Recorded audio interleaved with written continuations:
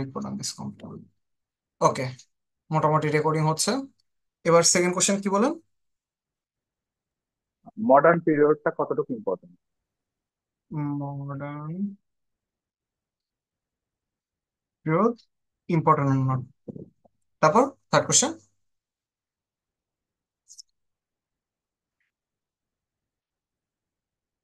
আমি একটু ক্লিয়ার করে বলি, মানে আপনারা কোশ্চেন করলেও আমি পরের পার্টটা মানে আমি দেখাই দেবো যে কিভাবে, মানে আমরা, এটা আমাদের একটা পেইড কোর্সের পার্ট আর কি। এই এই ক্লাসটা আমরা পেইড কোর্সে নেবো, এখানে অনেকে পেইড কোর্সের স্টুডেন্ট থাকবে। হুম। সো আপনি কোশ্চেন করলেও আমরা এটা দেখাবো যে কিভাবে কিভাবে পড়তে হবে বা কি করতে হবে, আর না করলেও দেখো, বাট আমি চাচ্ছি যে আগে কোশ্চেন গুলো অ্যান্সার করে নিতে, তাহলে আমার জন্য সুবিধা হবে। আর কি কোশ্চেন আছে বলেন? মানে আমি আমি একটু বলে রাখি, মানে আমাদের এই পারপাসটা কি ছিল এনগেজ বিসিএস কেয়ারের, যে বাজারে তো বিসিএস এর কোচিং এর অভাব নাই, তাইলে মানে অ্যাকচুয়ালি এনগেজ করার রিজনটা কি ছিল, সেটা হলো আহ, আপনি দেখবেন যে একটা বই, ধরেন যে আপনি কি বই কিনেছেন, আপনি ইংলিশ ইংলিশ বই কিনেছেন, বা ধরেন বাংলা বই কিনেছেন, বাংলা বইটা আরো মোটা হবে, মানে এরকম একটা বাংলা বই কিনেছেন, ঠিক আছে, মোটা বলতে আমি এদিকে বইটা আছে আর কি।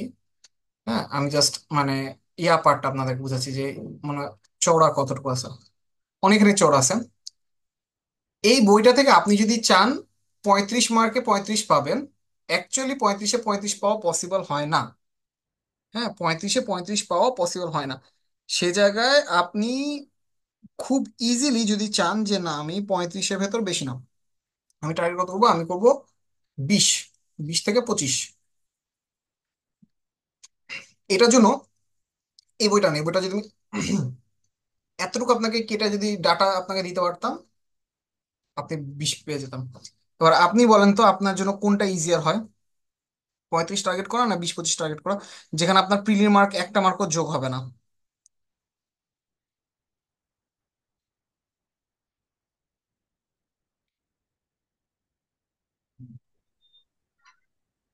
অবভিয়াসলি ভাই 20-25। খুবই স্বাভাবিক, রাইট?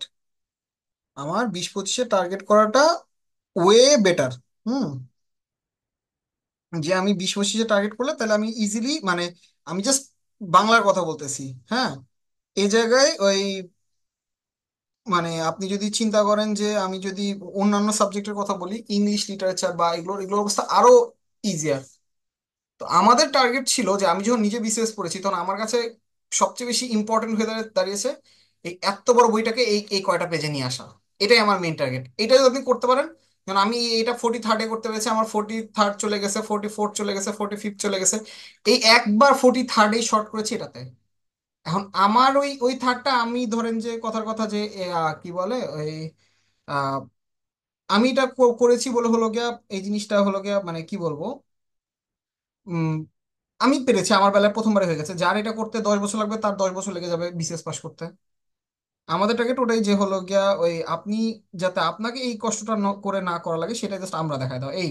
এই জন্য এই দেখেন আমাদের এনগিটস এর লোগো যদি আপনি ভালো করে খেয়াল করে দেখেন, এনগিটস মানে হলো গিয়া কোচিং না, কিন্তু এনগিটস এর মানে হলো এন। এটা একটা ডাচ শব্দ, এর অর্থ হলো এক, আর হলো গিয়া গিটস, এটা মানে হলো গিয়া পথপ্রদর্শক। সো আমরা কি করব, আমরা জাস্ট আপনাকে এক্স্যাক্টলি যতটুকু ততটুকু, এই জন্য দেখেন নিচে লেখা আছে প্রিসাইজ গাইডলাইন্স, কারণ মানুষ ইংলিশের মানে বুঝবে না, তাই আমরা এটাকে এক্সাক্ট মানে ভাবানুবাদ করে দিয়েছি যে হ্যাঁ, জাস্ট প্রিসাইজ গাইডলাইনটা খেলে দেবো, আমরা কোচিং সেন্টার না।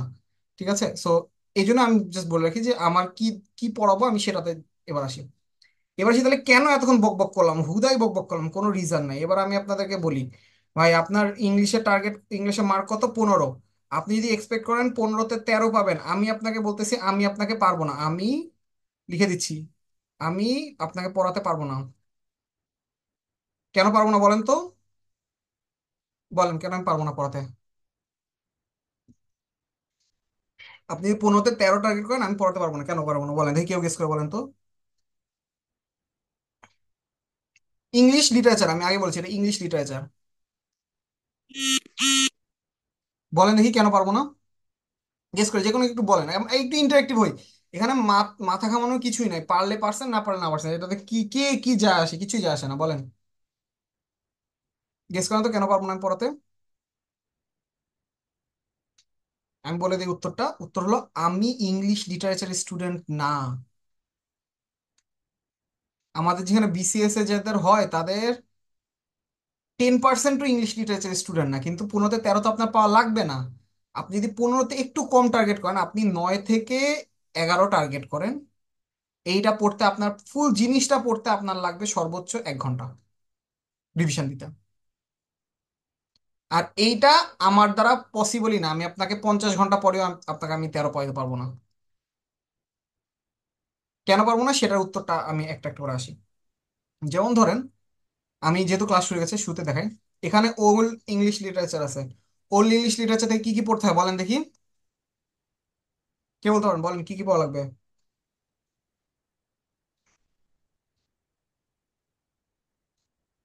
বলেন। বিশেষ তো প্রিপারেশন নিচ্ছেন, গেস করেন দেখি, বলেন কি পড়া লাগবে ওল্ড ইংলিশ লিটারেচার থেকে, আপনি হলে কি পড়তেন বলেন আমাকে একটু, যে কেউ বলেন, ইন্টারেক্টিভ হন। কই আশিকুল ইসলাম বলেন দেখি। আমি এখনো লিটারেচার পার্ট পড়াই শুরু করিনি। আচ্ছা, আর কেউ? আশিকুল ইসলাম, আপনি মাস্টার্স করছেন না বইটা? জি ভাইয়া, আমি মাস্টার্স আচ্ছা, করতেছি। হ্যাঁ বলেন দেখি, মানে কি পড়া লাগবে ওল্ড ইংলিশ লিটারেচারে। ভাই আমার এই ইংলিশ লিটারেচার সম্পর্কে খুব একটা আইডিয়া নাই। আচ্ছা, নাজনীন আপনি বলেন।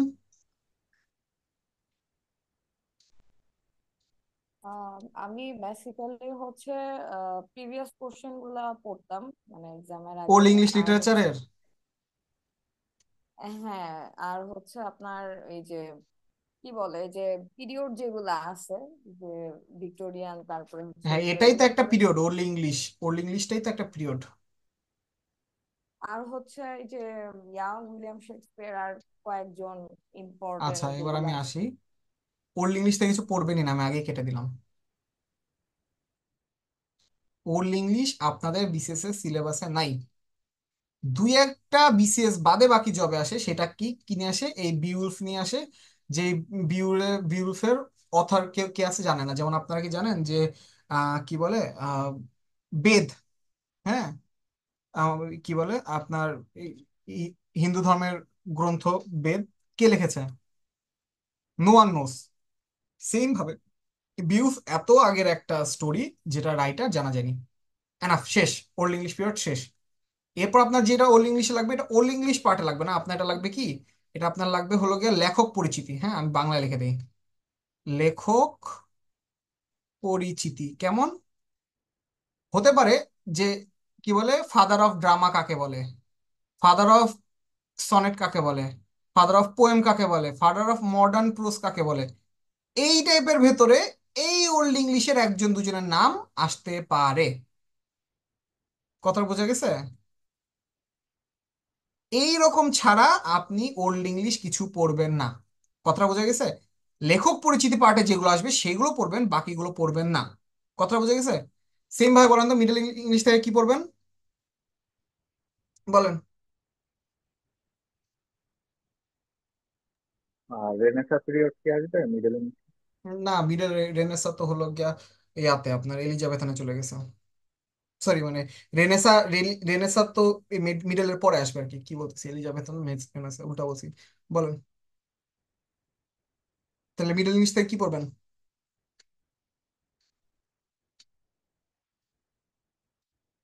এটারও সেম, কিচ্ছুই পড়বেন না। এই মিডল ইংলিশও কিছু পড়বে না। এখন বলেন যে আমি কেন বলতেছি কিছু পড়বে না, মানে কত বড় সাহস আমার, আমি এই কথাটা কেন বলতেছি বলেন শুনি। কি হতে পারে, আমার কি এত বলার সাহস আসলো কোথা থেকে বলেন দেখি, গেস করেন। কে বলতে পারেন দেখি যে কেন এটা পড়বেন না, আমি এই কথাটা কি করে বলতেছি বলেন, কেউ একজন সাহস করে বলেন যে কেন আমি কোন সাহসে বলতেছি, আমি বিসিএস এর কোশ্চেন টোশ্চেন করি নাকি যে আমি এটা বলতেছি, বলেন দেখি। এগুলো থেকে প্রশ্ন কম আসে। আর অবভিয়াসলি এটা একটা খুব ভালো logic, it it can be a great logic. বলেন আর,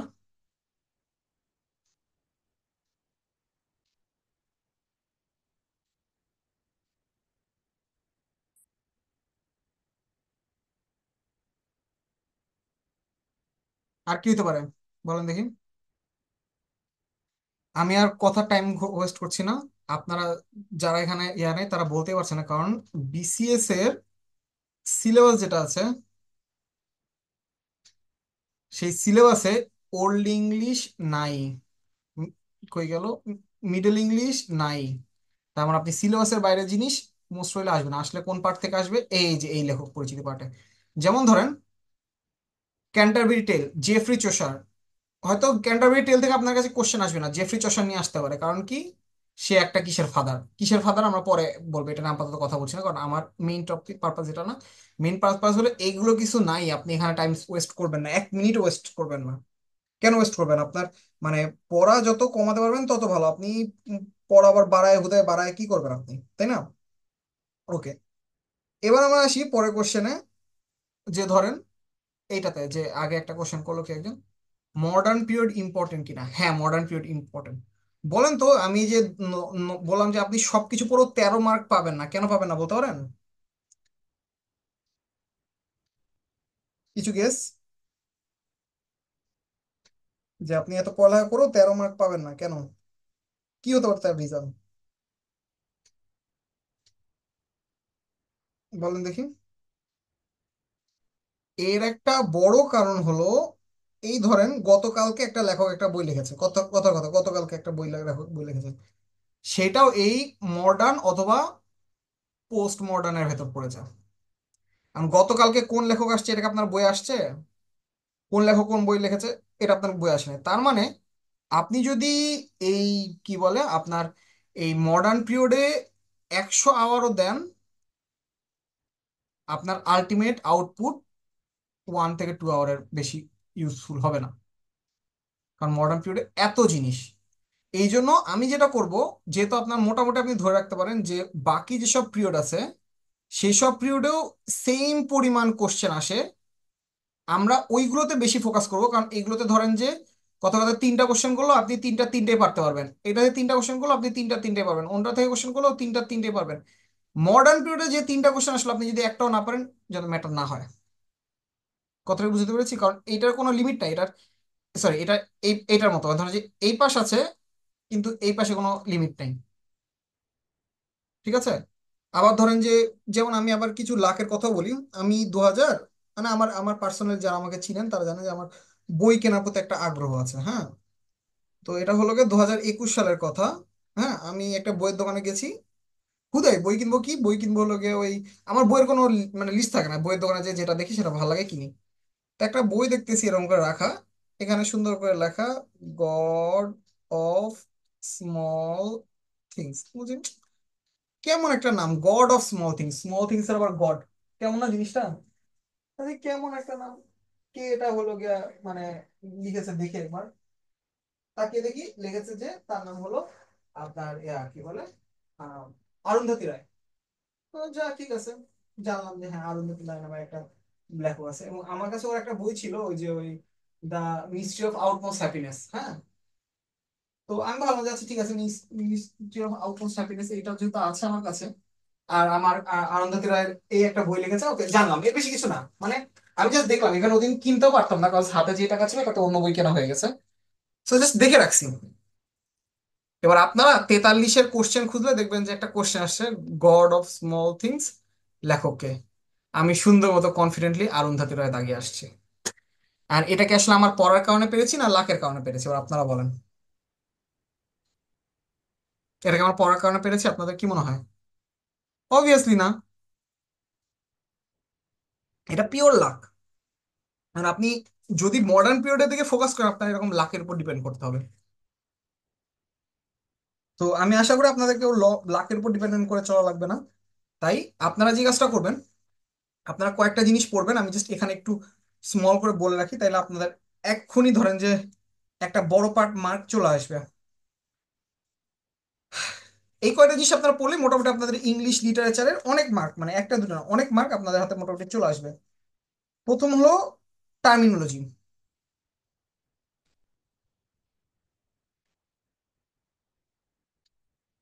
টার্মিনোলজি বলতে কি কি, ওই যে যেমন ধরেন সিমিলি কোনটা, তারপর কোনটা হলো গিয়ে এগুলো আমাদের প্রত্যেকটা ক্লাসে শেষে যেহেতু এগুলো একটা মনে রাখার বিষয় আছে, একটু ম্যাচ করে করে বলার বিষয় আছে, এই জন্য আমরা টার্মিনোলজিগুলো আমাদের প্রত্যেকটা আমাদের যে কোর্সে আমরা প্রত্যেকটা ভাগ করে করে বলি। কোনো সমস্যা না, আপনি আপনি যে কোনো একটা বই কিনে দেখবেন যে প্রত্যেকটা শেষে টার্মিনোলজি গুলো আছে। আপনি আরাম করে পড়বেন, এটা বেশি না 2 থেকে 3 বার পড়বেন, মুখস্থ হয়ে বেশি হবে। ঠিক আছে, একটু বুঝে বুঝে পড়ার ট্রাই করবেন, ঠিক আছে?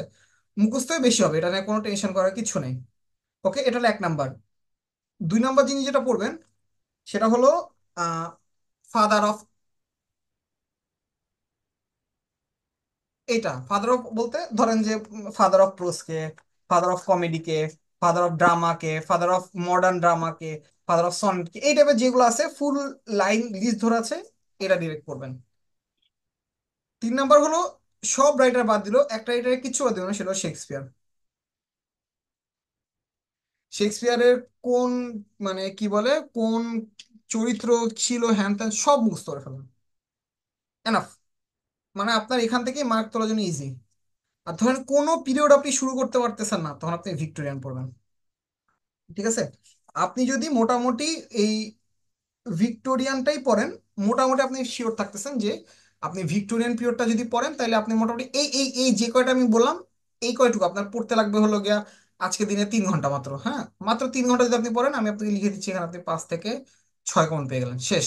আপনি আর কিছুই করেননি। ভিক্টোরিয়ান পিরিয়ডে মাত্র 4টা লেখক পড়তে হয়, শেষ, দ্যাটস ইট। একটা পুরো পিরিয়ডে 4টা লেখক পড়তে হয়, আপনি 5 থেকে 6 মার্ক পেয়ে গেলেন 3 ঘন্টায়। এবার এই 3 ঘন্টা যদি আপনাকে নিজে থেকে বের করতে হতো, আপনার কত ঘন্টা টাইম যেত আপনি চিন্তা করেন, ঠিক আছে? আরো কিছু আছে, সেগুলো আমরা ছোট ছোট করে বলবো পরে। যেমন ধরেন যে একটা তো বলে দিলাম, ইংলিশ ও কি বলে যেগুলো আছে সেগুলো পড়বেন না, কি কি সেটা বলে দিলাম। এবং আরো কিছু কিছু জিনিস আছে পড়বেন না। আবার আরেকটা কাজ করবেন, এটা আমি আমি মনে করি, ধরেন আপনি এটা এটা আমার পার্সোনাল একটা মতামত। ভাই পরীক্ষা দিবে, ধরেন যে এবার 47-এ যদি কম করেও হয়, না হলেও ধরেন 4 লাখ পরীক্ষা দিবেন। সার্কুলারে কয়জনের লিস্ট আছে? ডাক্তারটা বাদ দিয়ে বলেন, ডাক্তারটা বাদে কয়েকজনের লিস্ট আছে বলেন দেখি সার্কুলারে। 1,500 বোধহয় ডাক্তার নিবে, আর টোটাল বোধহয় সিট 3500, তাই না? 3470 সামথিং। 3570 সামথিং। 1,500-এর বেশি ডাক্তার, তার ভিতর ধরেন যে জেনারেল 627। জেনারেল 627। এবার আমি আপনার একটা ম্যাথে আসি। 4 লাখ পরীক্ষা দিবে, জেনারেল হলো 627, মানে বুঝতেছেন? অলমোস্ট আপনি 1,000-এ একজন, কথা বুঝতে পারছেন? মানে প্রবাবিলিটি যদি হিসাব করি 1/1000 এরকম, মানে 0.1% যদি কেউ বলে সেটাও না, 0.01%। ঠিক আছে, খুবই টাফ। ভাই বিসিএসই লাইফের একটা মাত্র গোল, এটা ছাড়া কি আর কিছু করা যাবে না? বিসিএস হবে না হবে না, আপনি বিসিএস এর জন্য পড়তেছেন, তো আপনি আপনার পার্টটা করছেন, আপনি চেষ্টা করেছেন, শেষ। আপনি তো আর মানে জীবন দিয়ে দিবেন না, তাই না? আপনি এনজয় করেন।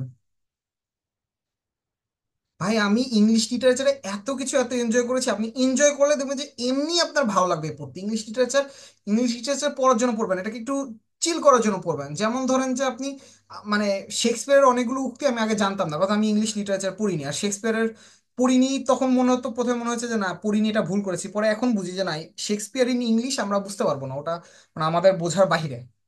সো বুঝিনি বুঝিনি, এখন বুঝতেছি, এখন এনজয় করতে পারছি, তা আপনি এনজয় করেন। ঠিক আছে, এই এই পলিসিতে পড়েন, দেখবেন যে আপনি পারবেন পারবেন না এটা তো আল্লাহ ভরসা, কিন্তু আপনি চেষ্টা করলেন, আপনি আপনি কি পড়লেন জানলেন, এটা এনজয় করেন, আপনি আপনি নিজে হ্যাপি থাকলেন। হ্যাঁ, এরকমই আর কি। এটাই টার্গেট, এর বেশি কিছু টার্গেট না। তো এই গেল আমাদের মেইন কনসেপ্ট পড়ালেখার আগে আপনাদের বেসিক গাইডেন্স। গাইডেন্স রিলেটেড আর কোনো কোশ্চেন আছে নাকি, আর আপনারা বলেন আমাকে।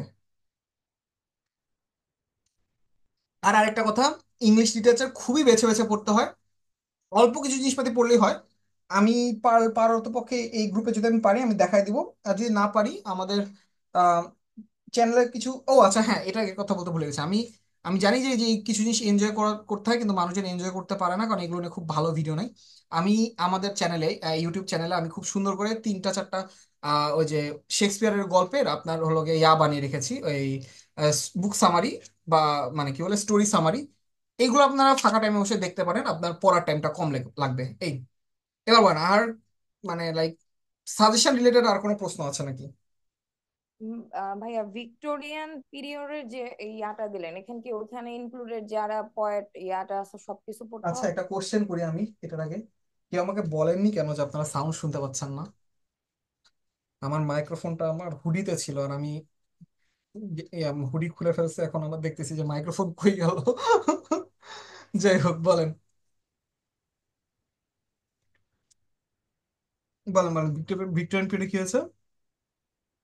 ভিক্টোরিয়ান পিরিয়ডের যে মানে যত লেখক আছে সবার ডিটেইলস পড়তে হবে এরকম কিছু? না না না না, ভিক্টোরিয়ান পিরিয়ড সবচেয়ে ইজি, চারজন লেখক কে কে মাথা রাখবেন? BATC। হ্যাঁ, BATC কোথেকে মনে রাখবেন? ওই যে কি বলে, আপনারা যদি BCS হয়ে যান তাহলে আপনাদের ক্লাস নেবে BPATC। হ্যাঁ, ওখান থেকে মনে রাখবেন BATC, ব্যাটসি। এটা থেকে আছে Robert Browning, Arnold, Matthew Arnold, আর হলো গিয়া কি বলে টেনিসন। আর সিতে হলো গিয়া আপনার ওই যে কি বলে কপারফিল্ড, মানে চার্লস ডিকেন্স আর কি। ঠিক আছে, এই চারজন শেষ, ডান, আর কিছু করবেন না, আর লিটারালি কিছু করবেন না। ঠিক আছে, আর কোনো কোশ্চেন?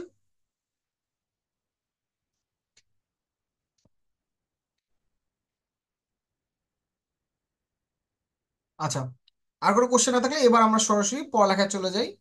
আমি ধরে নিচ্ছি যে হ্যাঁ, বাকিরা হলো গিয়া এই পার্টটা বুঝতে পেরেছেন। এবার আসি যে রেনেসান্স থেকে কি কি পড়বেন। দেখেন, প্রথম কোশ্চেন হলো রেনেসা এই পার্টটা থেকে কেন হলো আমাদের, এই পার্টটা আপনাকে মুখস্থ করতে হবে। রেনেসা কত থেকে শুরু হয়েছে? 1500 থেকে 1610, সরি 1660 এরই।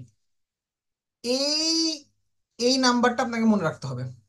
ঠিক আছে, কেন আপনাকে মনে রাখতে হবে? কারণ প্রত্যেকটা পিরিয়ডের একটা টাইম ইন্টারভ্যাল ছিল, এই টাইম ইন্টারভ্যাল গুলো আপনাকে একটু মোটামুটি মনে রাখতে হবে। আচ্ছা, আর আপনাকে ইংলিশ বা যে কোনো সাহিত্য পড়তে হলে একটু লাইক পিছন থেকে আস্তে আস্তে হয়। তো আমি যেহেতু ধরেন যে প্রথমে বলে দিয়েছি ওল্ড ইংলিশ পিরিয়ড থেকে কি পড়বেন সেটা বাদ দিয়ে দিছি, জাস্ট আমি গল্পের ছলে একটু বলে রাখি। আপনি চিন্তা করেন তো, ওই যে আমাদের যেসব প্রাচীন নিদর্শন পাওয়া গেছে, হ্যাঁ, এগুলোতে একটা কি আধ্যাত্মিক বিষয় বেশি ছিল না? যে হ্যাঁ, একটা জঙ্গলে যাচ্ছে কেউ একজন, মানে এরকম হীরক রাজা টাইপ কাউকে পাচ্ছে, সিংহ মেরে নিয়ে চলে আসছে, এরকম কিছু জিনিস ছিল না? বিউলফও ঠিক এরকম। এখানে মেইনলি মানে যে জিনিসটা বেশি ইয়া পেতো সেটা হলো রিলিজিয়াস থিমটা বেশি পেতো। যেখানে হলো গিয়া আপনার হলো গিয়া ধর্ম, বা ধরেন যে একটা সময় কি বলবো যে আহ, স্রষ্টা তাদেরকে হলো গিয়া মুক্তি দিয়ে দিত, বা ধরেন যে মাফ করে দিত, বা ধরেন তাদের উপর কার্স দিয়ে দিত, এই টাইপের জিনিসগুলো মুখ্য ভূমিকা পেত। সেই জায়গা থেকে যখন আসছে হলো গিয়া মিডল ইংলিশ পিরিয়ড, এই সময় একই জিনিস নোটিস হয়েছে, রিলিজিয়াস থিমটা বেশি হয়েছে। কিন্তু এখানে হলো গিয়া মানে অন্যান্য জিনিসগুলো কিছু কিছু চলে আসছে, যেমন জেফ্রি চাষের কাউন্টারবেরি টেলস। এগুলো ধরেন ইউনিক এক একটা, এগুলো শুধুমাত্র আপনি যদি বলেন ধর্ম, তাহলে ধর্ম গণ্ডিতে এদেরকে আটকে রাখা যাবে না, এরা দে আর মোর দ্যান দিস।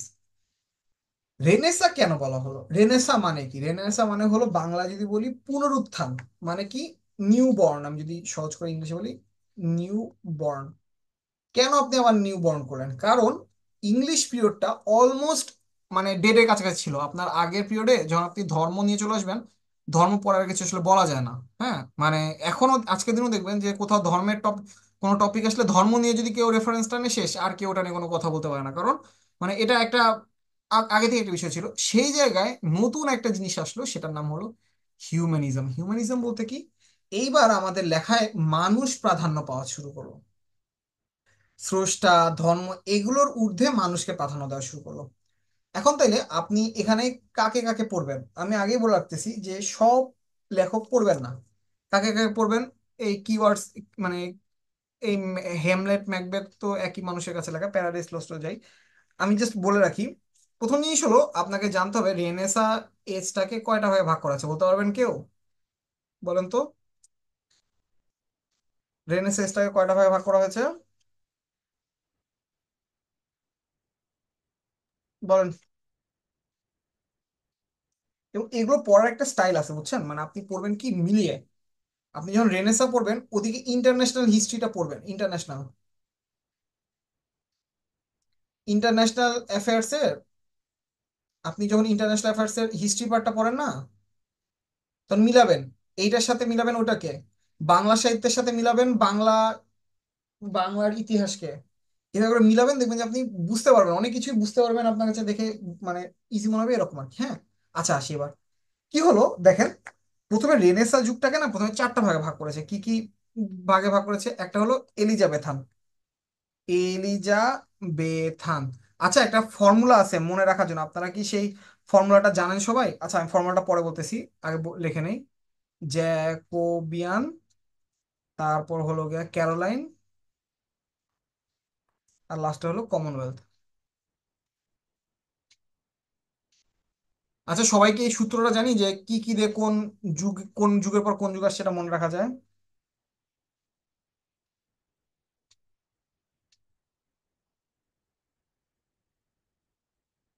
হ্যালো? জানি না, সরি। জানা জানা হয়নি? আচ্ছা, আমি আমি তাহলে একটা ফর্মুলা লিখে দিই। আপনারা একটু কাগজ কাগজ কলম নিয়ে ফেলেন আমার সাথে, তাহলে আপনাদেরও একটু সুবিধা হবে। এটা হলো ও, ওই যে কি বলে, ওই আমি হলো গিয়ে ও যে বাংলা বলে না, ও মা, ওই ও মা, ও মা রে, ঠিক আছে? ও মা রে। তারপর কি? আলী জাকের। আলী জাকেরকে চেনেন কেউ? আগে যে নাটক করতে, এখন আর ইয়া নাই। আলী জাকের কেন কম নাও রেস্ট, ঠিক আছে? আলী জাকের কেন কম নাও রেস্ট। আগে শুনছি ভিক্টোরিয়া,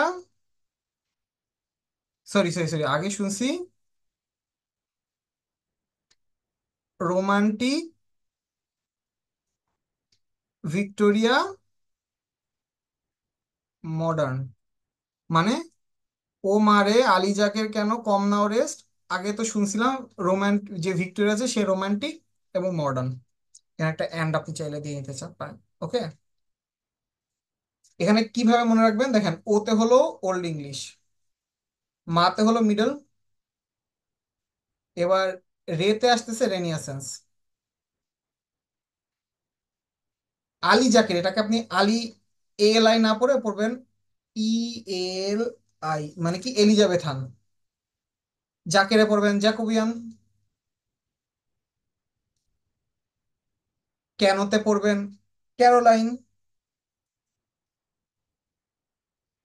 কমে পড়বেন কমনওয়েলথ। নাওয়ে পড়বেন কি? নাওয়ে পড়বেন হলো গিয়া আপনার নিও ক্লাসিক্যাল।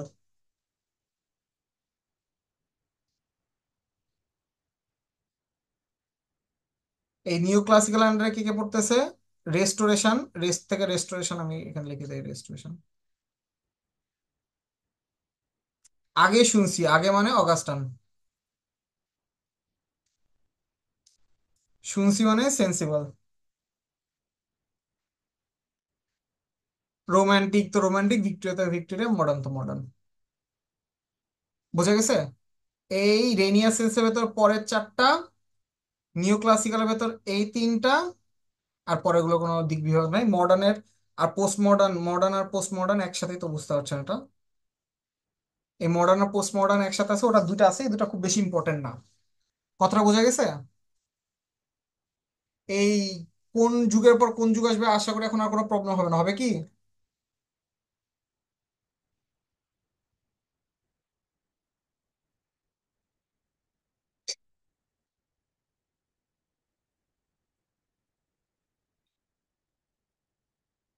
বলেন বলেন, একটু ইয়া করেন, রেসপন্স করেন।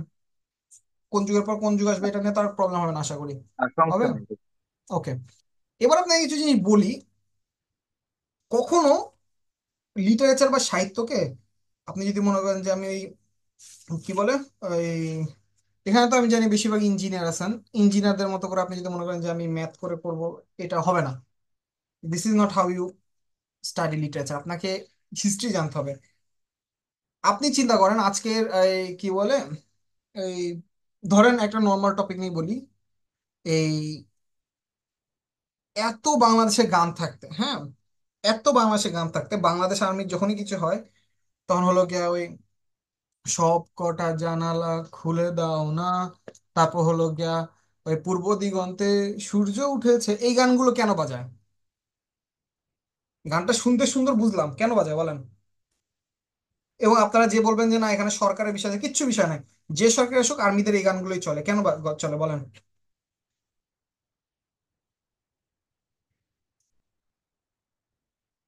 বলেন। আপনি যদি বলেন যে না এটা হলো গিয়া আর্মিদের সাথে কিছু রিলেটেড না, কিছু রিলেটেড না, আপনাকে স্টোরিটা বুঝতে হবে যে আমরা একটা মুক্তিযুদ্ধ দিয়ে স্বাধীন হয়েছি, আমাদের এই সার্বভৌমত্ব ধরে রাখার কাজ হলো আর্মিদের। ডিফেন্স কিন্তু ইন্টারনাল জাস্টিসের জন্য না, যারা মনে করতেছে ইন্টারনাল জাস্টিসের জন্য আছে হলো গিয়া আইন শৃঙ্খলা রক্ষাকারী বাহিনী, মানে হলো গিয়া আপনার হোম মিনিস্ট্রি, ডিফেন্স মিনিস্ট্রি না কিন্তু। তার মানে এর কাছে এই রকম যে কোনো এক্সটার্নাল অ্যাটাক বাংলাদেশে এখন পর্যন্ত এই একটাই হয়েছে। So, এই সময়কার সেন্টিমেন্টটাই এর কাছে একমাত্র। তার মানে আপনাকে এই হিস্ট্রিটা জানতে হবে, রাইট? এলিজাবেথের নাম কেন? কারণ ওই সময়কার রানী ছিল এলিজাবেথ। জ্যাকোবিয়ান নাম কেন? কারণ ওই সময় ইয়া কি বলে, রাজা ছিল প্রিন্স জেমস। এখন আপনি আমরা বলেন তো জেমস কেমনে জ্যাকব হলো? জিএমএস না জেএমএস, আল্লাহ জানে। আচ্ছা বাই দ্য ওয়ে, আপনার একটা কথা বলে রাখি, বা ইংলিশ লিটারেচারে বা স্পেলিং নিয়ে কিচ্ছু মাথা ব্যথা করবেন না, কারণ কি, কারণ হলো গিয়া ওই মানে আপনার ইংলিশ লিটারেচার আর ইংলিশ ইয়াতে কি বলে ওই রিটেনেও আসে না, অন্যগুলো তো আসে না, সো আপনার কোনো টেনশনই নেই। ও জে এম এস, জেমস, হ্যাঁ, JMES, জেমস, ওকে। জেমস থেকে আসছে জাকবিয়ান, বলেন এটা কেন? বলতে পারেন কেন? কারণ তারা হলো টিউডর বংশোদ্ভূত। টিউডর বংশোদ্ভূত বলতে এরা হলো মেইনলি আসছে জার্মানি থেকে, এই জন্য এদের ইংলিশটাও প্রপার ইংলিশের মতো না। হ্যাঁ, যেমন ধরেন যে আমাদের দেশে ওই কি বলে ওর নাম, ওই বাবর আকবর এরা এসে হলো গিয়া বাইরের দেশের লোকজন হয়েও বাংলাদেশে এসে শাসন করতো, ওরকম আর কি। যে হলো গিয়া ওদের ওই টিউডর বংশোদ্ভূত থাকার কারণে ওদের হলো গিয়া ওই জার্মান ইয়াটা ছিল, ওই জেমসের জার্মান ওয়ার্ড হয়ে যায় জেকব, মানে জার্মান না গ্রিক ওয়ার্ড হয়ে যায় জেকব, তো এই জন্য জেকবিয়ান। এই ক্যারোলাইনও আসছে হলো চার্লস, এই যে এখনো যে প্রিন্স চার্লস আছে না, ওই আমি উল্টা পাল্টা বানান লিখতেছি, সিচ,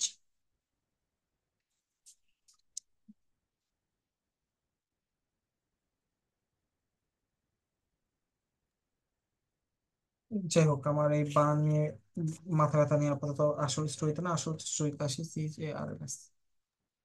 হ্যাঁ, ওকে, ইয়েস, ওকে, যাও। চার্লস থেকে ওই সেম ভাবে গ্রিক নামে আসছে হলো গিয়া ক্যারোলাইন, সেম জিনিস, কোনো নতুন কিছু নাই। কমনওয়েলথ আসছে অন্যভাবে। এখন আসি যে এই, এবার এগুলো সাল লাগবে, সাল কিরকম লাগবে। এইটা শুরু হয়েছে কততে দেখেন তো, এটা শুরু হয়েছে 1500-এ। হুম, 1500-এ শুরু হলো এই আপনার এলিজাবেথান পিরিয়ড। এখন তাহলে কোশ্চেন হলো যে এলিজাবেথান 1500-এ শুরু হলো, এটা শেষ হলো 1558-এ। আপনাকে উত্তর করতে হবে কেন। আপনাকে সেকেন্ড কোশ্চেন তো 1558-এ যেহেতু শেষ হয়েছে, তাহলে এটা পরেরটা 1558-এই শুরু হবে। এটা শেষ হয়েছে 1 ও, সরি 1603। পরেরটা শুরু হয়েছে 1603 থেকে 1625। পরেরটা শুরু হয়েছে 1625 থেকে 1660। কোশ্চেন হলো ধরেন যে এই প্যাটার্ন কেন। প্রথমে একজন বলবেন যে হ্যাঁ এটা হলো গিয়া এই সময় এ মারা গেছে এর জন্য যে এলিজাবেথান পিরিয়ড বলা হয়েছে, এ মারা গেছে তাই এটা, এ মারা গেছে তাই এটা, এরকম বলতে পারেন অনেকে, রাইট? অ্যাকচুয়ালি এভাবে আপনি বলতে পারেন না। ও সরি, আমি একটা তো মিস করে গেছি, সেটা হলো গিয়া ওই কি বলে, এটা না, এটা না, এখান থেকে শুরু হয়েছে। আরে আমি একটু, এক সেকেন্ড,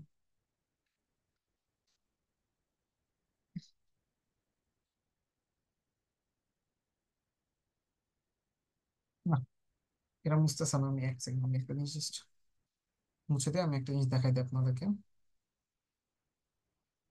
উম, আচ্ছা আমি এটা একটা নতুন পেজে শুরু করি। হ্যাঁ, আমি স্টোরিটা বলাটা ইম্পর্টেন্ট এই জন্য বলতেছি। আমি একবার জাস্ট শর্টকাটে লিখে দিই, এলিজাবেথান,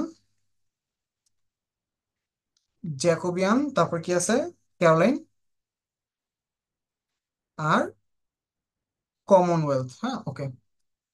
তো কে কোথা থেকে আসছে, 1558 থেকে 1606, সেই 1603, 1603 থেকে 1625, 1625 থেকে পরেরটা হলো গিয়া 1649, 1649 থেকে 1660। আমি বলবেন যে হ্যাঁ এলিজাবেথ মারা গেছে এই 1660-এ এই কারণে, জ্যাকব মারা গেছে এই 25 সালে এই জন্য, ক্যারোলাইন মারা গেছে এই সালে এই জন্য, কমন কমনওয়েলথ মারা গেছে এই সময় এই কারণে। না, অ্যাকচুয়ালি সেভাবে না। এলিজাবেথের সময়ের সবচেয়ে প্রমিনেন্ট রাইটার কে ছিল? That's the question. এলিজাবেথের সময় সবচেয়ে প্রমিনেন্ট রাইটার কে ছিল বলেন তো? শেক্সপিয়ার। শেক্সপিয়ার। শেক্সপিয়ার যখন মারা গেছে তখন থেকেই ধরে নেওয়া হয় এই পিরিয়ড খতম।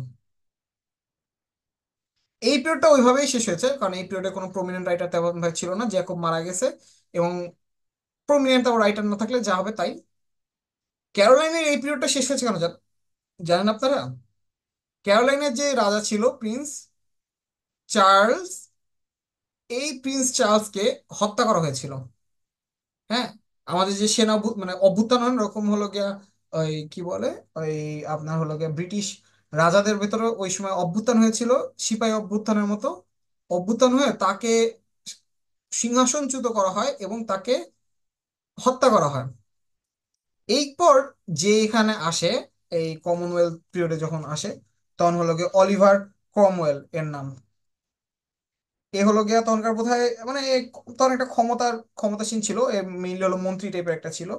হ্যাঁ, তো এ বলে যে না, এই রাজার সম্পদ তো আমাদের সম্পদ, আমাদের সবার টাকায় চলে। ওই থেকে ও আর কি নতুন একটা আইডিয়া দেয় কমনওয়েলথের, যেটা এই যে এখনো দেখবেন যে কমনওয়েলথ স্কলারশিপ, কমনওয়েলথ যে অর্গানাইজেশন, ইন্টারন্যাশনাল অর্গানাইজেশনটা সব এই সময় আসছে। হ্যাঁ, তাইলে এরপরে কি হয়েছিল বলেন তো? তাহলে এরপরে এই সাইটে শেষ হয়ে গেল কেন? এটা তো একজন নতুন আসলো, তাহলে আরো বেশি দিন থাকার কথা না? এই আজকের টপিকে এগুলো কিছুই নেই, আমি জাস্ট আপনার সাথে গল্প করার জন্য বলতেছি। এর পরের স্টোরি হয়েছিল, চার্লসকে তো মেরে ফেলা হলো, এর ছেলে চার্লস 2 যে ছিল, একে মারার সাথে সাথে চার্লস 2 পালিয়ে গেল কোথায়? এই ধরেন ইংল্যান্ড, ইংল্যান্ডের পাশে ইংলিশ চ্যানেল, এই পাশে হলো গিয়ে ফ্রান্স।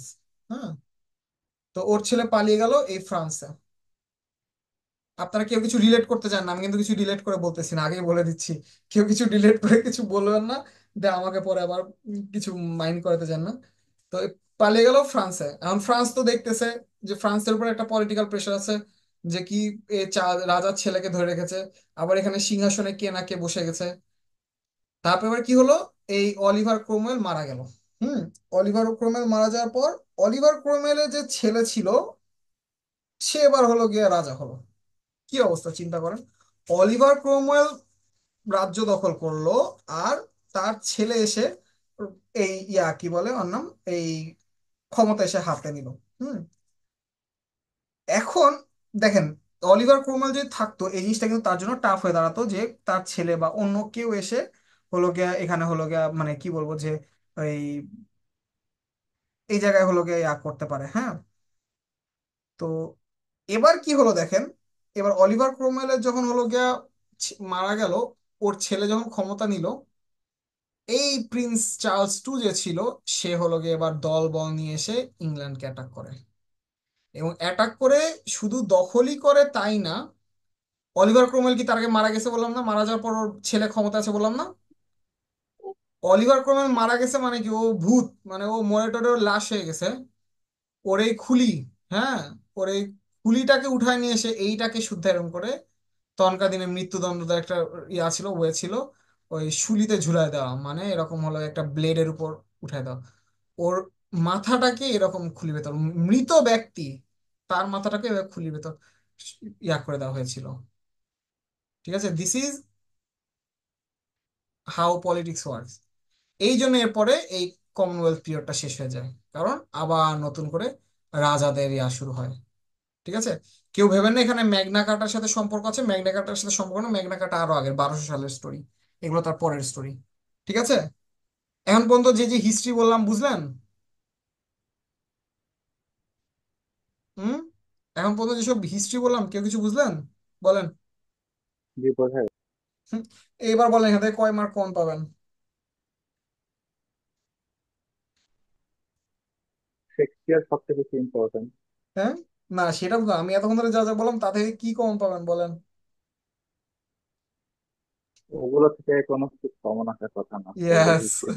আমি এতক্ষণ বললাম কিচ্ছুই কমন না, কিন্তু আসল জিনিস যেটা হবে, হ্যাঁ একটা জিনিস কমন আসতে পারে। এই যে এই পার্টটা দেখি আমি, এই যে এই পার্টটা থেকে যে এই এই সাল থেকে একটা কোশ্চেন আসলেও আসতে পারে যে কোন পিরিয়ডটা কিসের জন্য, এরকম আসতে পারে, এর বেশি কিছু না। তবে হ্যাঁ, আপনাকে মাথায় রাখতে হবে পড়ালেখা শুধু যদি আপনি মনে করেন যে আমি গড় গড় করে মুখস্থ করবো, যা আসবে সেটাই পড়বো, তাহলে আপনি মনে রাখতে পারবেন না। এখন আপনার মনে থাকবে যে কেন 1660 সালে এই মাত্র 11 বছরের মাথায় কমনওয়েলথ পিরিয়ডটা শেষ হয়ে গেল, কারণ তার এই চার্লস টু এসে এদেরকে অ্যাটাক করলো। কেন ক্যারোলাইন পিরিয়ডটা 50 সালে শেষ হয়ে গেল, 49 সালে শেষ হয়ে গেল, কারণ চার্লস ওয়ানকে মেরে ফেলা হলো। ঠিক আছে, এইগুলো ধরেন আপনার কাছে মনে থাকবে। এই তো আর কি, এর বেশি কিছু না। আমার আজকে মেইন টার্গেট আপনাকে কিছু পড়ানো না, পড়া আপনারা নিজেরাই পারবেন। বই দাগায় দিলে আপনারাই পড়তে পারবেন, কিন্তু আমার টার্গেট বই দাগানো না, আমার টার্গেট হলো আপনাদেরকে আজকে একটা আইডিয়া দেওয়া। তো আজকে আমি বেশি কিছু না, আমি জাস্ট কয়েকটা কিছু নিয়ে কথা বলবো। যেমন উইলিয়াম শেক্সপিয়ার নিয়ে একটু কথা বলবো, আর হলো গিয়ে ক্রিস্টোফার মার্লো নিয়ে একটু কথা বলবো, আর হলো এডমন্ড স্পেন্সার দিয়ে কথা বললেও বলতে পারি। বাট এটা জাস্ট এখনই কথা বলে ফেলি, সেটা হলো কি, বাংলা সাহিত্যে কবিদের কবি বলা হয় কাকে বলেন তো? পোয়েট অফ পোয়েট, বলেন বলেন, বাংলা সাহিত্যে কবিদের কবি বলা হয় কাকে? বলতে পারেন কেউ?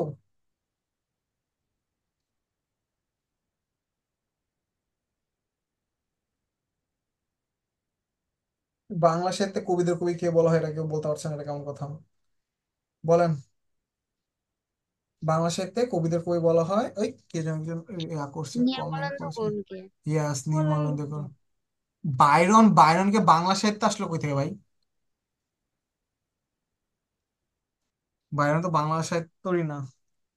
দুইজন বললাম, নির্মলেন্দু গুণ, হ্যাঁ। ওকে, নির্মলেন্দু গুণ বলছে দুইজন। এবার আসে আসল কথা, হ্যাঁ নির্মলেন্দু গুণ, তাকে বলা হয় কবিদের কবি। কেন বলা হয়? আমার কাছে এতদিন মনে হতো, যখন আমি বিসিএস এর প্রিপারেশন নিইনি, তার আগে আমার কাছে মনে হতো কি, দেখবেন যে মানে নির্মলেন্দু গুণের অনেক কবিতাই আছে, এই ধরেন হলো গিয়া মুক্তিযুদ্ধ হ্যান ত্যান এগুলো নিয়ে, হ্যাঁ, বঙ্গবন্ধুকে নিয়ে হ্যান ত্যান নিয়ে, এগুলো নিয়ে অনেকগুলো উম, কবিতা আছে তার। তো আমি ভাবতো কি ওই জন্য বোধহয়, পরে খেয়াল করলাম যে না, অ্যাকচুয়ালি সেইটা সিস্টেম না। সিস্টেমটা কিরকম হয়েছিল, নির্মলেন্দু গুণ আপনার ধরেন অ্যারাউন্ড 1972 থেকে 3 এর দিকে, 1973 থেকে 1985 পর্যন্ত তারা একটা সাহিত্য সভা চালাতো। হ্যাঁ, সেই সাহিত্য সভায় সে আর কি মানে লাইক অনেক যারা জুনিয়ররা থাকতো, ইভেন বড় বড় কবিরা আসতো, তারা বিভিন্ন জিনিস নিয়ে আলোচনা হ্যান ত্যান এগুলো করতো। যার ফলে দেখা গেছে মানুষটা নিজে খুব বেশি ফেমাস কিছু লিখতে না পারলেও তার লেখনের স্টাইল ওই সময়কার ইভেন এখনকারও অনেক কবির ভেতর দেখা যায়। কারণ উনার যে সব কবিতা আপনারা পড়েছেন, স্বাধীনতা শব্দটি কিভাবে আমাদের হলো, এই শব্দ এটা কিন্তু গদ্য ছন্দে লেখা। গদ্য ছন্দে লেখার জন্য কিন্তু আপনার কোনো কারো প্রভাব থাকা লাগে না, কিন্তু উনার যে বাকি যেগুলো ছিল, মানে ওই কি বলে আপনার মাত্রাবৃত্ত ছন্দে, তারপর অন্যান্য ছন্দে, ওই সব ছন্দ তখন দেখা যায় যে বাকিদের ভেতরে এটা একটা প্রভাব দেখা যায়। ঠিক আছে, এই জন্য তাকে বলা হতো কবিদের কবি। সেম ভাবে ফেয়ারি কুইনটা কেন তাদেরকে বলা হলো, যে কেন তাদেরকে হলো গিয়া ওই মানে কি বলে ফেয়ারি কুইন যে লিখেছিল এডমন্ড স্পেন্সার, তাকে কেন হলো গিয়া কবিদের কবি বলা হয়? প্রথম জিনিস ওইটা একটা, যে আমি জাস্ট মানে ফ্র্যাঙ্কলি বলি, হয়তো দেখা যায় যে বেশিরভাগ ক্ষেত্রেই রাজা বা উপরের দিকে যারা যায় তারা একটু প্রশংসা শুনতে পছন্দ করে। এডমন্ড স্পেন্সার এই ফেয়ারি কুইন, এই ফেয়ারি কুইনটা লেখা হয়েছিল, সে মানে কি বলবো, সে মূলত আপনার এই রাজ দরবারের কবি ছিল।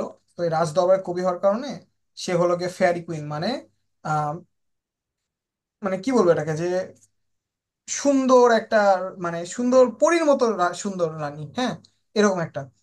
এইটা বুঝিয়েছে, এটা কিরকম, এটা হলো গিয়া আহ মানে এইটা আসলে বুঝাতে চাইছে কিরকম, মানে ও ওই সময় এলিজাবেথের একটা, আপনারা যে স্টোরি শুনেছেন কিনা আমি জানি না, এলিজাবেথকে তার জাস্ট রানী হওয়ার জন্য ওকে প্রচুর মানে কড়া প্র্যাকটিসের উপর রাখা হয়েছিল, যে so that she can be a good রানী। এটা আপনারা শুনছেন, যে ওকে এরকম দেওয়া হয়েছিল যে 150 ওই ওই সময়কার ইউনিট, যাতে হলো গিয়া এই মানে কি বলে এইটুকুর ভেতরে ও সবার জন্য বাজার করতে হবে। তো দোকানদার বলছে যে না, আপনি নিয়ে যান আরো কিছু।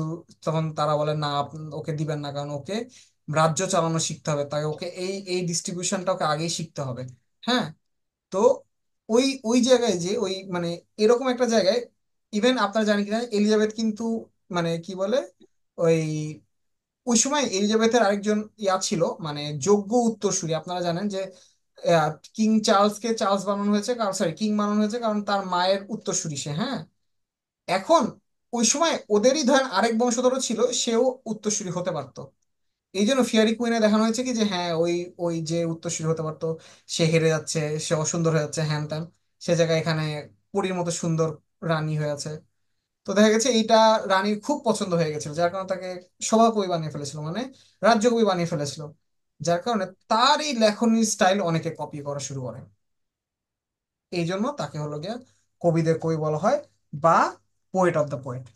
যেমন আপনাকে যদি জিজ্ঞেস করে পোয়েটস পোয়েট কে অথবা দ্য পোয়েট অফ পোয়েটস কে, সে হলো এডমন্ড স্পেন্সার। বুঝা গেছে? ওকে, এবার বলেন তো এটা ক্রিস্টোফার মার্লোর একটা উপরে লেখা আছে, এটা দেখতে পাচ্ছেন, বলেন তো এটা কিসের বলেন, এটা কিসের গল্প হতে পারে?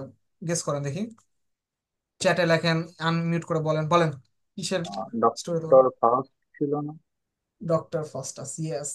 এবার একটু আরাম করে রিল্যাক্স করে বসেন, পড়ালেখা বলতে কিছু নাই, এবার হলো গিয়ে আমরা চিল করে একটা গল্প শুনবো, আর কিচ্ছু না। প্রথমে আপনাকে বুঝতে হবে ওই যে seven deadly sins, Harry Potter যারা দেখেছেন বা অন্যান্য গুলো দেখেছেন, যে সেভেন ডেডলি সিনস এটা তো পড়েছেন রাইট? ও যে হিংসা, লোভ, লাস্ট, এরকম আরো কয়েকটা ছিল না, সেভেন ডেডলি সিনস। ওই স্টোরিটা লাগবে, ওই একটা মিথোলজি লাগবে, যে সেভেন ডেডলি সিনস। আর একটা মিথোলজি লাগবে, সেটা হলো 2 নম্বর গ্রিক মিথোলজি। তো এই দুটার ভেতরে স্টোরিটা কোথায় আপনাকে বলে রাখি, এটা আগে জেনে রাখেন যে যে ধারণা করা হয় যে এই 7টা ডেডলি সিন যদি আপনি করে ফেলেন, আপনার মানে পতন অনিবার্য, কেউ পতন করতে পারবে মানে ঠেকাতে পারবে না। আর গ্রিক মিথোলজি অনুযায়ী আপনারা কেউ ওই যে ট্রয় নগরীর কথা শুনেছেন? ট্রয়,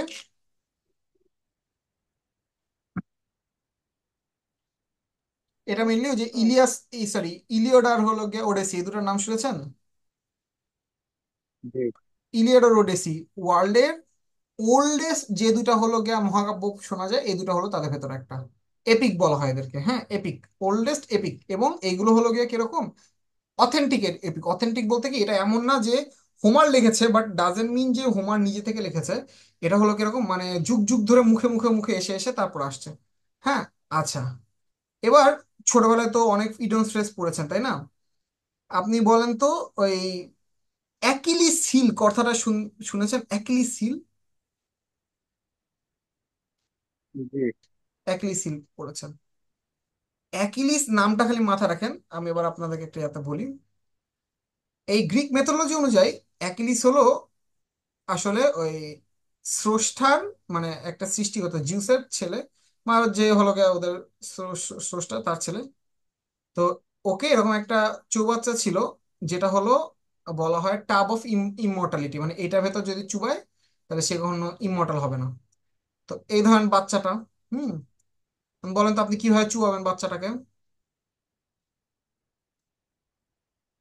টুপ করে ধরে এরকম করে উপর এরকম করে ছুঁড়ে তো ফেলবেন না, ফেলবেন কি? ওই দেবতা কি করেছে, এই জায়গায় ওর পায়ের কাছে এমন করে হাতটা ধরে তখন চুবিয়েছে ওকে ওই ইমমর্টালিটির ভেতরে।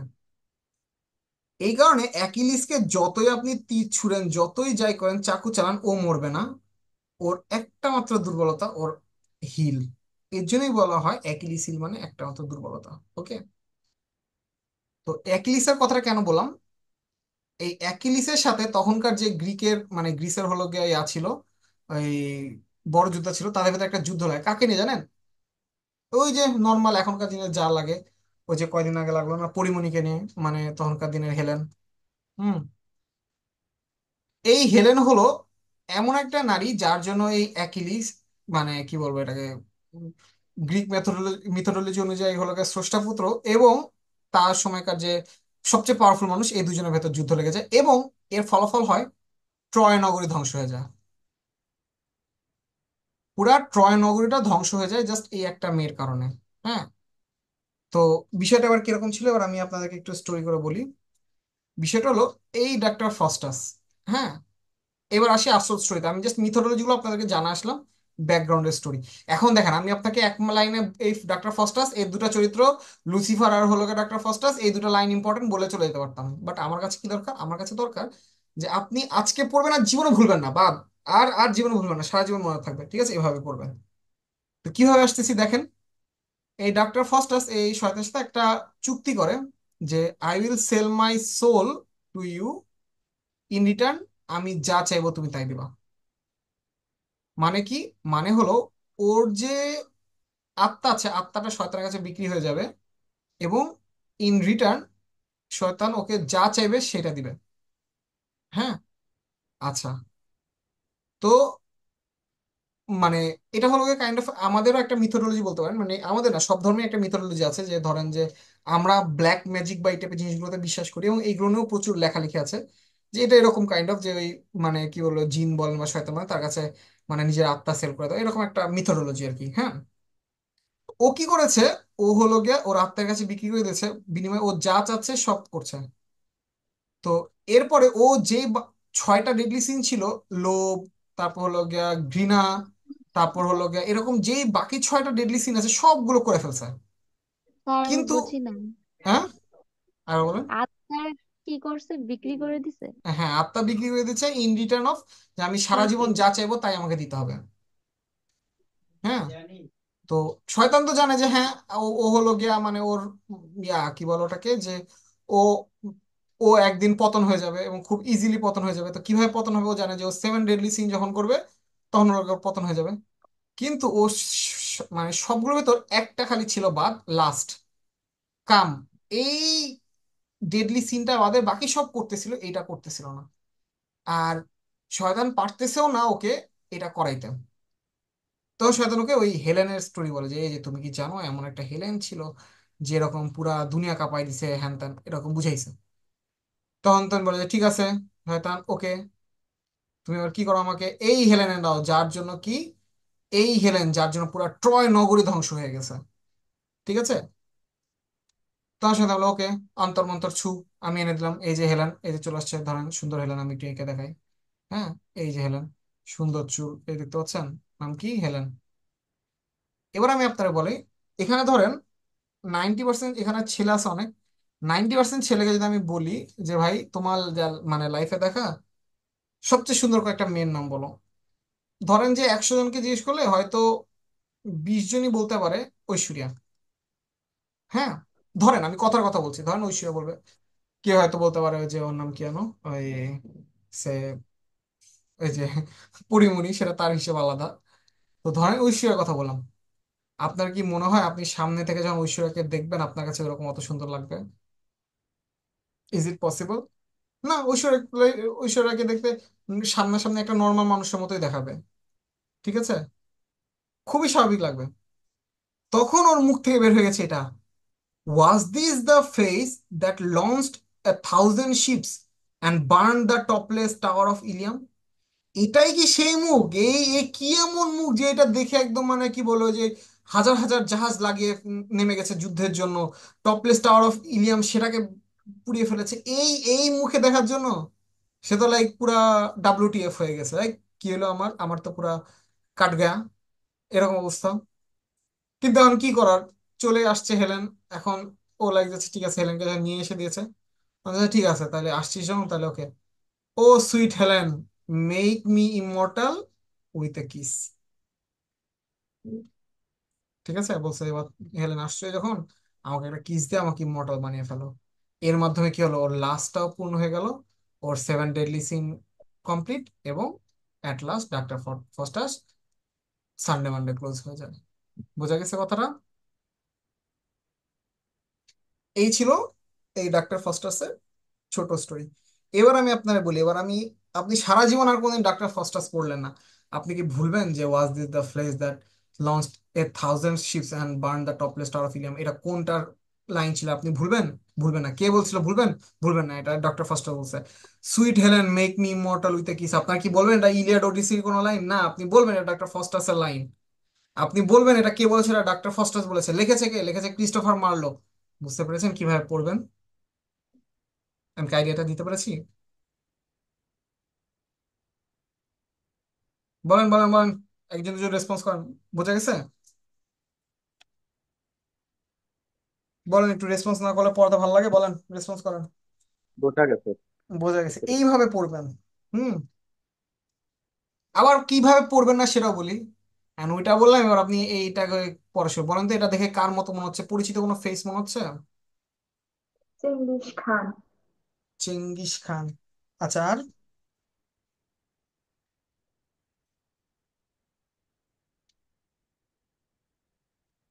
এটা মূলত ছবিটা নেওয়া হয়েছে, আমি আগে বলি এই ছবি তো আমি আঁকি নাই নিশ্চয়, না আমি টাকা দিয়ে কিনেছি, ওই বললাম। নেটে সার্চ দিলে পাওয়া যায়। হ্যাঁ। এটা কি? এটা হলো টেম্বারলাইন,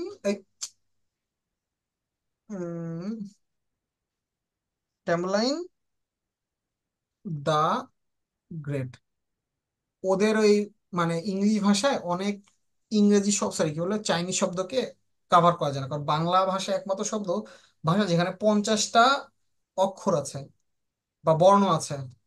সে জায়গায় অন্যান্য বেশিরভাগ ল্যাঙ্গুয়েজে এতগুলো বর্ণ নাই, এতগুলো অক্ষর নাই, যার কারণে ওদের ভাষায় মানে এই জিনিসগুলো আনাটা একটু টাফ হয়ে দাঁড়ায়।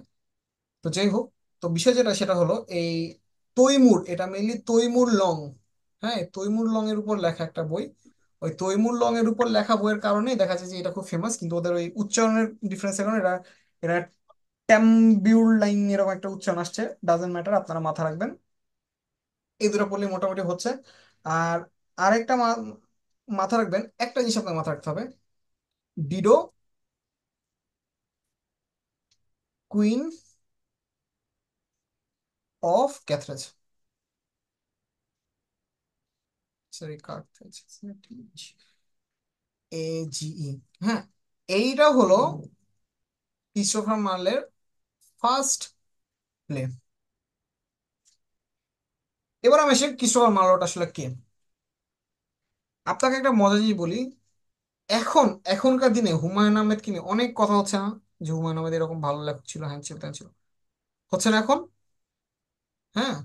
হ্যাঁ, হুমায়ুন আহমেদের বেলায় সে বেঁচে থাকতে অনেক ফেমাস ছিল, ছিল না? কিন্তু অনেক ক্ষেত্রে আপনি দেখবেন খেয়াল করে যে বেঁচে থাকতে মানুষের দাম নাই, মরে গেলে তখন হলো গিয়ে দাম হয়, এরকম হয় না?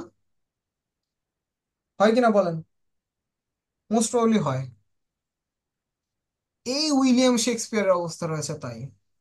উইলিয়াম শেক্সপিয়ার যেহেতু সে নিজে শিক্ষিত ছিল না, তার বেঁচে থাকা অবস্থায় তার অত বেশি ইয়া ছিল না, মানে গ্রহণযোগ্যতা মানুষের ছিল না, সে ফেমাস ছিল না। ছিল কে ফেমাস? Christopher Marlowe. ঠিক আছে, এইটা মোটামুটি আপনাকে মাথায় রাখতে হবে যে এইটা ক্রিস্টোফার মার্লো এই কারণে। এবং শুধু তাই না, দেখবেন যে মানে শেক্সপিয়ারের নিজেরও অনেকগুলো লেখার পিছে ক্রিস্টোফার মার্লোর লেখার মানে অবদান আছে, যেমন আমি আপনাকে দেখাই। উম আমি এটা নিয়ে পড়াবো না যদিও, বাট আমি একটা লিখে রাখি এখানে। দাঁড়ান, একটা নতুন স্লাইড খুলি, এক সেকেন্ড, জাস্ট একটা সেকেন্ড, আমাকে একটু টাইম দাও। নিউ স্লাইড, ওকে। আপনারা জানেন ওই যে একটা ইয়া ছিল, মার্চেন্ট অফ ভেনিস, এটা শেক্সপিয়ারের, জানেন তো এটা? হ্যাঁ, ওই যে মাংস, মানে রক্তপাত ছাড়া হচ্ছে মাংস কাটতে বলা হয়, এরকম কিছু একটা। না, এটা ওটা না, ওটা না। এটা হলো গিয়া মানে হলো গিয়া একটা ইহুদি সুদখোরের উপর ল- লেখা আর কি। এটা মেনলি ইউনিক না, এটা মূলত এই ক্রিস্টোফার মার্লোরি দা জিউ অফ মাল্টা। হ্যাঁ, মাল্টা একটা জায়গার নাম, ওই মাল্টার জিউ, এইটার উপর লেখা। কথাটা বুঝতে পারছেন? সো বুঝাই যাচ্ছে যে কি পরিমাণ ফেমাস ক্রিস্টোফার মার্লো ছিল, যার জন্য শেক্সপিয়ারের লেখাও তার এক একটা লেখার উপর ডিপেন্ডেন্ট ছিল। সেম ভাবে আমি আরো কিছুর কথা বলতে পারি। যেমন ধরেন শেক্সপিয়ার আরেকটা ফেমাস লেখা আছে, আম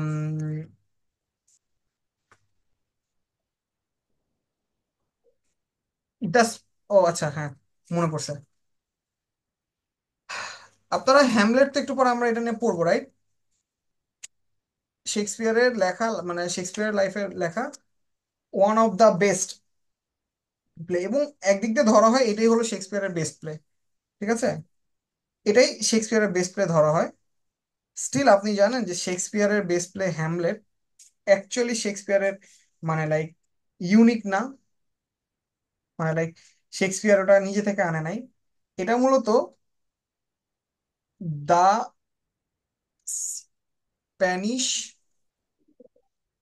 ট্র্যাজিডি, এটা লিখেছে কে? থমাস কে ওয়াইডি ইট, ঠিক আছে? এইটা থেকে আসছে হ্যামলেট। ও আচ্ছা, এখানে আরেকটা জিনিস পড়বেন, ইউনিভার্সিটি উইট। আমি পড়ানো শেষে মনে থাকলে আমি আপনাদের ইউনিভার্সিটি উইট এটা দেখাই দিব।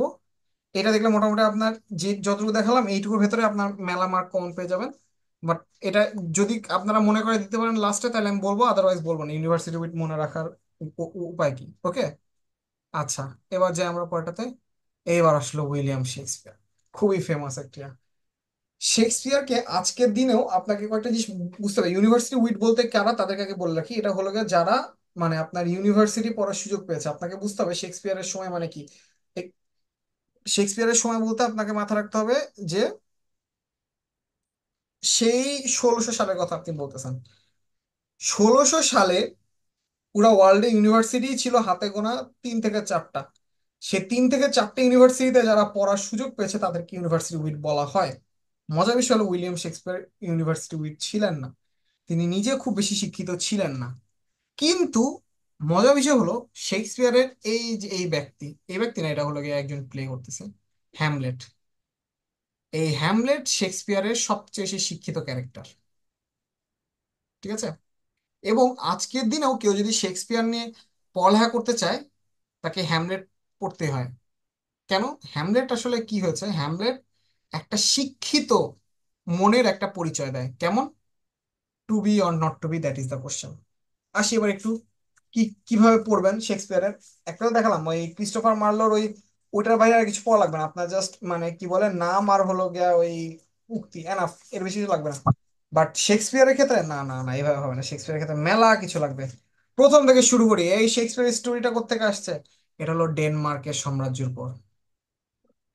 ভুলেও ভাববেন না স্পেনের, স্প্যানিশ ট্র্যাজেডি আলাদা, এটা ডেনমার্কের উপর। ডেনমার্কের রাজা ছিল কিং হ্যামলেট, তার ছেলের নাম হলো প্রিন্স হ্যামলেট। এর নামও হ্যামলেট, তার বাচ্চার নামও হ্যামলেট। আর হ্যামলেট শব্দটা মানে কি? এটাকে বলতে পারেন হ্যামলেট শব্দটা মানে কি? হ্যামলেট মানে ছোট একটা গ্রাম, কিন্তু সেই গ্রামে কি নাই? কোনো চার্চ নাই। হ্যামলেট ওয়ার্ডটার মানে, ঠিক আছে? আচ্ছা, এই হলো হ্যামলেট। হ্যামলেটের স্টোরি কি? রাজা হ্যামলেট মানে এই হ্যামলেটের বাপ, আমি আগে লিখে বাপ, এর বাপরে সানডে মানডে ক্লোজ করে দিয়েছে কে? ওর চাচা। ওর চাচার নাম কি বলেন? হ্যামলেটের চাচার নাম কি? আমি লিখে দিই, চাচার নাম কি বলেন দেখি? Claudius. Claudius. Yes, CLAUDIUS, Claudius. ওর চাচা কি হয়েছে? ওর বাপকে খুন করে ফেলেছে। খুন করে কি করেছে? ওর মাকে বিয়ে করে নিয়েছে। তার মানে কি ওর চাচা হয়ে গেছে রাজা। ওর চাচা এখন রাজা। ওর চাচা যখন রাজা হয়ে গেছে, এখন শেক্সপিয়ার প্রথমে ভেবেছে যে ইট ওয়াজ অল মানে লাক। ওরও আস্তে আস্তে জানতে হবে যে না, ওর চাচা ক্লডিয়াসই হলো আসল কালপিট, একে সানডে মানডে ক্লোজ করতে হবে, ঠিক আছে? এবং ও আচ্ছা, বাই দ্য ওয়ে, সরি, হ্যামলেটের মায়ের নাম কি? মা হলো গার্ট্রুড। একে হলো গিয়ে ক্লডিয়াস বিয়ে করে ফেলেছে। তো এই শেক্সপিয়ার যখন হলো গিয়া ওই কি বলে জানতে পারে যে হলো গিয়া ওই কি ইয়া আহ, যে ওর বাবাকে খুন করা হয়েছে, ও না ভুলে ওর আইটেম মানে ওর গার্লফ্রেন্ড, হ্যাঁ ওর গার্লফ্রেন্ড কে ছিল শেক্সপিয়ার হ্যামলেটের জিএফ। আচ্ছা, ওখানে দাগটা ভুলে পড়ে গেছে কোনো কারণে। শেক্সপিয়ারের এই হ্যামলেটের, আচ্ছা হ্যাঁ, হ্যামলেটের গার্লফ্রেন্ড কি ছিল? গার্লফ্রেন্ড ছিল ওফেলিয়া। ও বুঝে মনে করেছে ওফেলিয়ার যে বাপ আছে, ওফেলিয়ার বাপ হলো গিয়া ওর বাবাকে মেরে ফেলেছে। বাস, ওফেলিয়াকেও মেরে ফেলে। মেরে ফেলার পরে জানতে পারে যে না, ওফিলিয়া ওর বাবার, ওফিলিয়ার বাবা ওর ওর নিজের বাবা হ্যামলেটের বাবার মৃত্যুর জন্য দায়ী না। এইটা জানার পর ওফিলিয়ার রাগে কষ্টে ওফিলিয়া সানডাউনে ক্লোজ হয়ে যায়, সুইসাইড করে। হ্যাঁ, কিন্তু ওর একটা ফ্রেন্ড ছিল। ফ্রেন্ডের নাম কি জানেন? ফ্রেন্ডের নাম হলো হোরাসিও। হেমলেট সুইসাইড করে না? সেটা তো আসতেছি। হোরাশিও। আচ্ছা, এবার একটু বলে রাখি হ্যামলেট সম্পর্কে। শেক্সপিয়ারের দুই ধরনের আছে, কি বলে আপনার লেখা আছে। একটা হলো ট্র্যাজেডি আর একটা হলো কমেডি। পার্থক্য কি বলি ট্র্যাজেডি আর কমেডি। ট্র্যাজেডি হলো যেগুলোতে ধরেন যে শেষে হিরো নিজেও কষ্ট পেয়ে মরে যায়। আর কমেডিতে হলো হিরো কষ্ট পায় না, হ্যাপি এন্ডিং। হ্যাপি এন্ডিং হলে কমেডি, আর কি বলে কষ্ট পেয়ে মারা গেলে এটা হলো গিয়ে ট্র্যাজেডি। ঠিক আছে। শেক্সপিয়ারের ফেমাস যা যা আছে সবই হলো ট্র্যাজেডি। ঠিক আছে। শেক্সপিয়ার মানে সবগুলোই শেক্সপিয়ার উল্টা পাল্টায় মরছে, সবই মরছে। আর এটার আমি একটা শর্টকাট আপনাদেরকে বলে দিচ্ছি, যেগুলো দেখবেন নাম সেটা হলো গিয়া ট্র্যাজেডি, আর যেটা নাম না সেটা হলো কমেডি। হ্যামলেট নাম ট্র্যাজেডি, ওথেলো নাম ট্র্যাজেডি, ম্যাকবেথ নাম ট্র্যাজেডি, এভাবে। আবার ধরেন যে হলো গিয়া ওই দ্য মার্চেন্ট অফ ভেনিস, এটা তো কারো নাম না, comedy. All's well that ends well, কারো নাম না, কমেডি। মিজার ফর মিজার, কারো নাম না, কমেডি, এভাবে। ঠিক আছে। আচ্ছা, তো এর ফ্রেন্ড ছিল একটা হোরাশিও। এবার যেটা হয়েছে দেখেন, তো ওই হোরাশিওকে মানে তখন হ্যামলেট আর কি চিন্তা করে যে ওর ওর চাচাকে মেরে ফেলবে, কিন্তু ও যতই চিন্তা করে যে মারবে, ও অ্যাকচুয়ালি মারতে পারে না। কেন জানেন? To be or not to be, that is the question. মানে একটা শিক্ষিত মস্তিষ্ক হুটহাট ইম্পালসিভ একটা ডিসিশন নিতে পারে না। দেখবেন যে যে মানুষটা খুব ভালো করে একটা জিনিস সম্পর্কে জানে, সে একটা ছোট ডিসিশন নিতে হলো অনেকবার ভাবে। হ্যাঁ। যে মানুষটা জানে যে হলো কেউ এই কি বলে, ধরেন যে মানুষটা কফি খায়, সে একটা কফি কতক্ষণ ধরে, আধা ঘন্টা ধরে চেক করবে যে কফিটা আসলে ভালো কিনা। যে মানুষ বেশি বই পড়ে, সে বই কেনার আগে বই চেকও করে অনেকক্ষণ ধরে। তাই to be or not to be, that is the question. এটা দিয়ে একটা শিক্ষিত মনের যে কনসিয়াস ডিসিশন নেওয়ার জন্য যে প্রচেষ্টা, সেটাকে বোঝানো হয়। আরেকটা কি বলেছে, brevity is the soul of wit, মানে আপনি যত হলো গিয়া চুপচাপ থাকবেন, মানে কি বলে ওই মৌনতাই বিচক্ষণতার লক্ষণ, কাইন্ড অফ এটা। হ্যাঁ।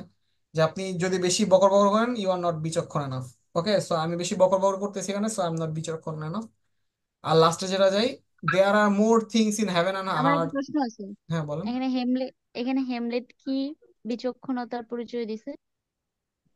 ও, এখানে হ্যামলেট বিচক্ষণতা না, হ্যামলেট একটা শিক্ষিত মস্তিষ্কের পরিচয় দিচ্ছে। হ্যাঁ, যে আমি কিভাবে? হুটহাট ডিসিশন নিলাম না যে আমি কাউকে মেরে ফেললাম, ও চিন্তা করছে আমি কিভাবে প্রতিশোধ নিব, এটাই। আর আর হচ্ছে ওফেলিয়ার বাবাকে সে মারে নাই। হ্যাঁ, ওফেলিয়ার বাবাকেও মেরেছে, কিন্তু তখন আর কি ওর কাছে মনে হয়েছিল যে ওই খুন করেছেন।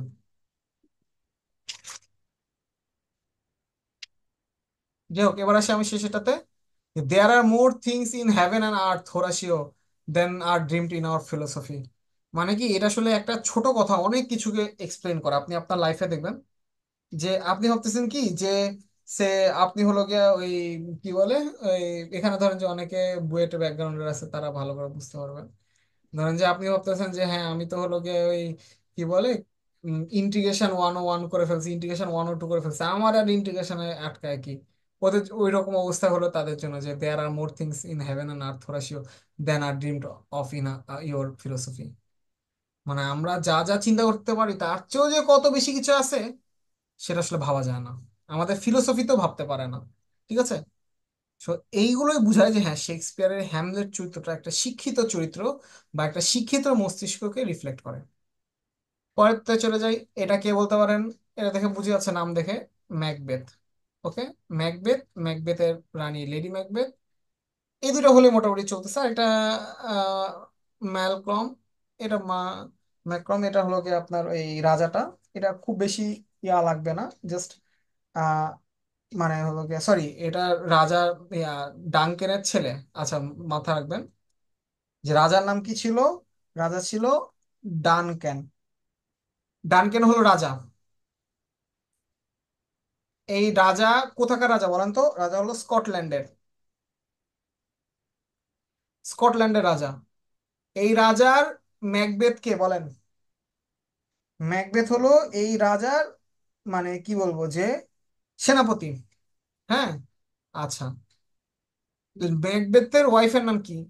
ওই যে ধরেন যে আমরা বলি না আপনার মিসেস কোথায়, অ্যাকচুয়ালি তার মানে তার নাম নেই, তার নাম আছে কিন্তু আমরা বলি আর কি মিসেস কোথায়। ওরকম আর কি, যে কি বলে ম্যাকবেথ, তার ওয়াইফের নাম লেডি ম্যাকবেথ। প্রথম করে বলে রাখি, এটা কিন্তু শেক্সপিয়ারের সবচেয়ে শর্টেস্ট প্লে। এবং মজার বিষয় হলো, যে কোনো লেখক যখন একটা নারীর সৌন্দর্যকে বর্ণনা করে, সে অনেক সুন্দর করে বলে তার মোহময় চোখ, তার রূপময় বদন, অনেক কিছু বলে। শেক্সপিয়ার তার এই লেডি ম্যাকবেথকে এক্সপ্রেস করার সময় সে কোনো প্রকার এরকম কথা বলেনি, বরঞ্চ সে দেখিয়েছে যে এর হলো গিয়ে অদম্য তেজ, দৃঢ় দৃষ্টিভঙ্গি, মনোবল এবং দৃঢ়তা। মানে যেগুলো একটা, মানে কি বলবো, খুব শক্ত সামর্থ্য পুরুষের থাকার কথা, সেটা সে একটা নারীর চরিত্রের ভেতর দেখিয়েছেন। ঠিক আছে, সো আপনাকে মাথায় রাখতে হবে যে নারীর চরিত্রটা তার মানে এখানে খুব ভালো একটা ইম্পর্টেন্ট রোল প্লে করে। আরেকটা জিনিস এখানে আসে হলো গিয়ে থ্রি উইচেস। এখানে আরেকটা জিনিস মাথায় রাখতে হবে, এইখানে মিথোডোলজি অনেকটাই অংশে কাজ করে যে থ্রি উইচেস এসে বলে যে ওই কি বলে তোমার কি বলে ওই ম্যাকবেথ, ম্যাকবেথ আর লেডি ম্যাকবেথকে এসে বলে যে এই কথাটা, fair is foul, foul is fair. হ্যাঁ, মানে যাহাই ভুল তাহাই সঠিক, যাহাই সঠিক তাহাই ভুল। ঠিক আছে, বলে যে তুমি এই ম্যাকবেথ, তুমি একসময় হলো গিয়া রাজা হয়ে রাজত্ব করবা। ঠিক আছে, রাজা হয়ে রাজত্ব করবা। এখন ম্যাকবেথ স্টোরিটা শুরু হয় এরকম, ওই রাজা ডানকেনের জন্য যুদ্ধ করে তখন হলো গিয়া একটা পুরা রাজ্য দখল করে নিয়ে আসে এই ম্যাকবেথ। রাজা বলে, ইয়াস ম্যাকবেথ, তুমি আমার জন্য অনেক কিছু করেছো, থ্যাংক ইউ, তোমার জন্য পুরস্কার, হ্যান ত্যান। কিন্তু এই লেডি ম্যাকবেথ তখন আর কি খুব বেশি হিংসা হয়েছে, কেন তুমি এত কষ্ট করে এই যুদ্ধ করলা, সাম্রাজ্য দখল করলা, এই বেটা বসে বসে হলো গিয়ে রাজ্য ইয়া করছে, আর তোমাকে হলো সেকেন্ড রেখেছে, তুমি হবা হলো গিয়ে রাজা।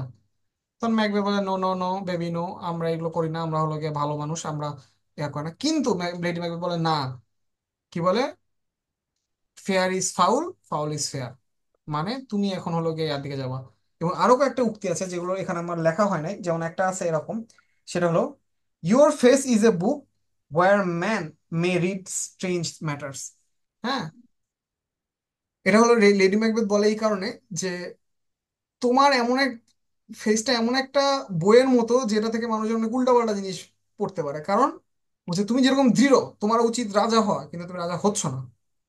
তখন শেষে এক সময় সে ম্যাকবেথকে হলো গিয়া রাজি করাতে পারে, কি করবে, ঘুমের ভেতরে এই রাজা ডানকেনকে আর তার ওয়াইফকে মেরে ফেলবে। এবং একটা পয়েন্টে অ্যাকচুয়ালি মেরেও ফেলে। মেরে ফেলার পর এবার এই লেডি ম্যাকবেথের এই হাতটা রক্তে লাল হয়ে যায়। হুম। তো এবার ও টয়লেটে গেছে হাত ধুতে। ও যখন হাত ধুচ্ছে, হাত থেকে রক্তের দাগ যাচ্ছে না, তখন আর কি ওর মাথায়, তখন ওই যে মানুষের যে একটা ভুল করলে যে একটা রিয়ালাইজেশন হয়, তখন ওই মোমেন্টে ওর প্রথম এই রিয়ালাইজেশনটা হয়েছে, all the perfumes of Arabia will not sweeten this little hand.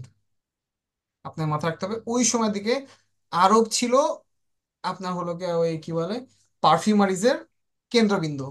তো বলতেছে যে আরবের যেসব পারফিউম আছে সবও যদি শেষ করে দেওয়া হয়, আমার হাতটা সুগন্ধ করতে পারবে না। অ্যাকচুয়ালি কি পারবে না? অবশ্যই পারবে। তার হাত থেকে এই অপরাধ বোধটা ধুয়ে দিতে পারবে না। হোয়াটস ডান ক্যান নট বি আনডান। বুঝে গেছে? এইখানে হলো গিয়া এই ম্যাকবেথের স্টোরিটা এখানে শেষ হয়ে যায়। পরবর্তীতে তারা হলো গিয়া নিজেরও একটা পর্যায়ে হলো ভুলের প্রায়শ্চিত্ত করতে যে হলো গিয়া নিজেরা সুইসাইড করে। এটা নিয়ে আর আমাদের তেমন কিছু থাকে না, মেইন জিনিস আমাদের এই তিনটা। এবং কোথায় হয়েছে, স্কটল্যান্ডের রাজাকে Duncan, Macbeth, Lady Macbeth, three witches. Done, শেষ, আর কিছু পড়া লাগতেছে না আপনার। ঠিক আছে, আর স্টোরিটা আপনি জেনে রাখলেন। ওকে, এটা থেকে বলেন তো, এটাতে কিছু লেখা নেই, এটা কে হতে পারে, কোন প্লে সম্পর্কে এটা বলা হতে পারে? এবং এইটার জন্য এই ছবিটা খুবই ইম্পর্টেন্ট, আপনাদের সারা জীবন মনে রাখতে হবে। বলেন কি এটা হতে পারে? ওথেলো। ওথেলো। কেন ওথেলো? ওথেলো হচ্ছে হলো ব্ল্যাক মিউট ছিল, ইয়েস, এবং শেক্সপিয়ারের একমাত্র হচ্ছিল ব্ল্যাক ক্যারেক্টার। ইয়েস, এই তো, এই যে পড়ালেখা করতেছে, বুঝতে পারতেছি। ঠিক আছে, স্টোরি ভেনিসের, ভেনিসের যে রাজা, তার মুর, হ্যাঁ,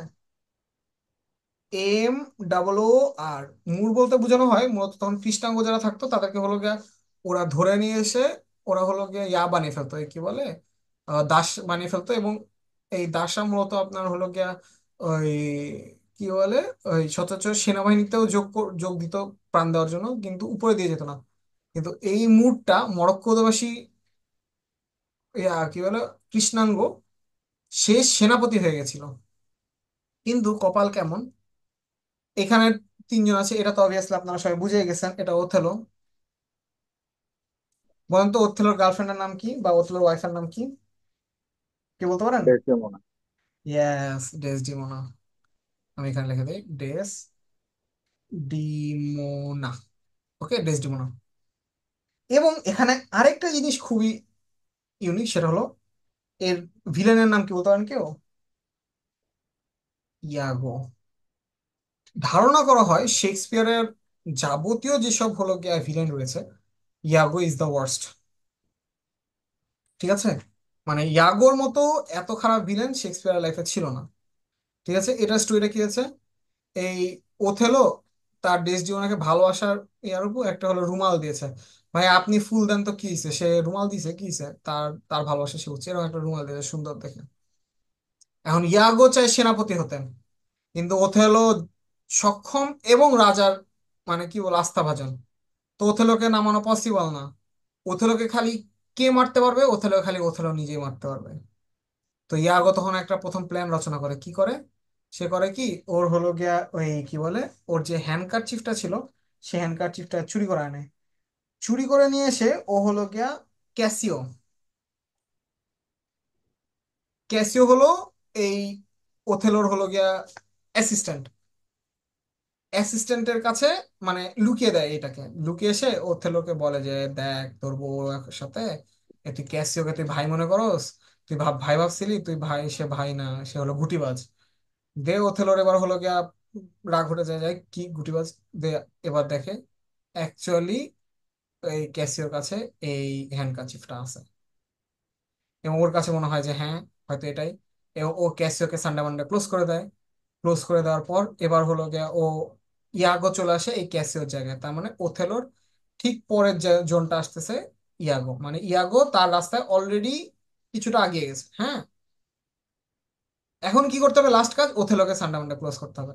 এবারও আস্তে আস্তে ওথেলোর মনে জায়গায় যে হ্যাঁ তোর বউ তুই ছাড়া অন্য মানুষ কারোর সাথে রিলেশন আছে। এটা যখন বুঝতে পারে, ওথেলো একটা সময় রাগের চোটে ওর ওয়াইফ ডেস্টিমোনাকে খুন করে ফেলে। এবং এই খুন করার জন্য সে তার অপরাধ বোধে নিজেও করে সুইসাইড করে। যেহেতু এখানেও সে সুইসাইড করেছে, তার মানে এটা একটা ট্র্যাজেডি। ঠিক আছে, আমার কি কি লাগবে? আমার লাগবে হলো গিয়া এটার ইম্পর্টেন্ট জিনিস কি দিয়েছিল, হ্যান্ডকারচিফ। হ্যান্ডকারচিফ বলতে একটা রুমাল। আমার লাগবে হলো গিয়া ওথেলো কোথাকার সেনাপতি, ভেনিসের। ওথেলো কি ছিল, মুর কি কালারের, কৃষ্ণাঙ্গ ব্ল্যাক। ওর ইয়াকে ছিল, শত্রুকে ছিল ইয়াগো। আর হলো গিয়া কাকে নিয়ে ও প্লট রচনা করেছিল, সেটা হলো ক্যাসিও। দ্যাটস ইট, শেষ। আজকে আর কিছু বলার নেই আমার। ওকে, আর সময়ও নেই। বলেন এবার আপনারা, আমি তো আমার পার্ট বললাম, এবার আপনারা বলেন আজকে কি বুঝলেন। ইউনিভার্সিটি উইক নিয়ে বলতে চাইছিলাম। হ্যাঁ হ্যাঁ। ও ইউনিভার্সিটি উইক। ভালো তো, দেখছেন এটা হলো ইয়া, আমি একবার একটা টিচার কাছে পড়তেছিলাম, তো টিচারটা আরেকজনকে বলতেছে দেখো আমি এটা তোমাকে পড়াইছি, সে বলছে না না স্যার পড়ার নেই পড়ার নেই। আচ্ছা, না দেখো পড়াইছি, না স্যার পড়ার নেই। তখন পরে বলছে যে হ্যাঁ, কি বলে দেখ খাতা খুলে দেখে আসলেই পড়িয়েছে। তখন বলছে যে একটা বিষয় আছে না, যে দেয় সে মনে রাখে, যে সরি, যে দেয় সে মনে রাখে কিন্তু যে নেয় সে মনে রাখে না, ওরকম অবস্থা। যে আপনারা এখন মানে কি বলে আমারটা ঠিকই মনে রেখে দিয়েছেন। আহ ওকে, ইউনিভার্সিটি উইট কারা আগে বলেন তো? যারা ওই সময় ইউনিভার্সিটিতে পড়ালেখা করেছে। তো লিলি একটা পিচ্চি, হ্যাঁ, পিচ্চি মানে কিড। এই কিডটা গ্রিন মানে সবুজ, গ্রিন নাশপাতি। এটা যখন পেলো, তখন থমাস লজকে মারলো। বুঝতে পেরেছেন? লিলি নামে যে কিডটা আছে, সে একটা গ্রিন নাশপাতি পেলো যখন, তখন থমাস লজকে মারলো। বুঝতে পারছেন? এবার আসেন একটা একটা করে নামে আসি। কি কি নাম? প্রথম আসি জন লিলি, JOHNLYLY। কি কি থমাস কি, TKYD। থমাসের জন্য পুরো লিখলাম না, টি দিয়ে লিখলাম। গ্রিন, গ্রিনটা কি, রবার্ট গ্রিন। গ্রিন মানে কিন্তু GREENE, অন্য গ্রিনের সাথে একটু আছে। নাশ দিয়ে কি বোঝায়? থমাস নাশ, NASH, নাশপাতি, নাশ। পেলে, পেলেটা কি? George, PEELE। এই বাইরে দাঁড়া। এই থমাস লজ হলো থমাস লজ, আর হলো মার্লো হলো ক্রিস্টোফার মার্লো।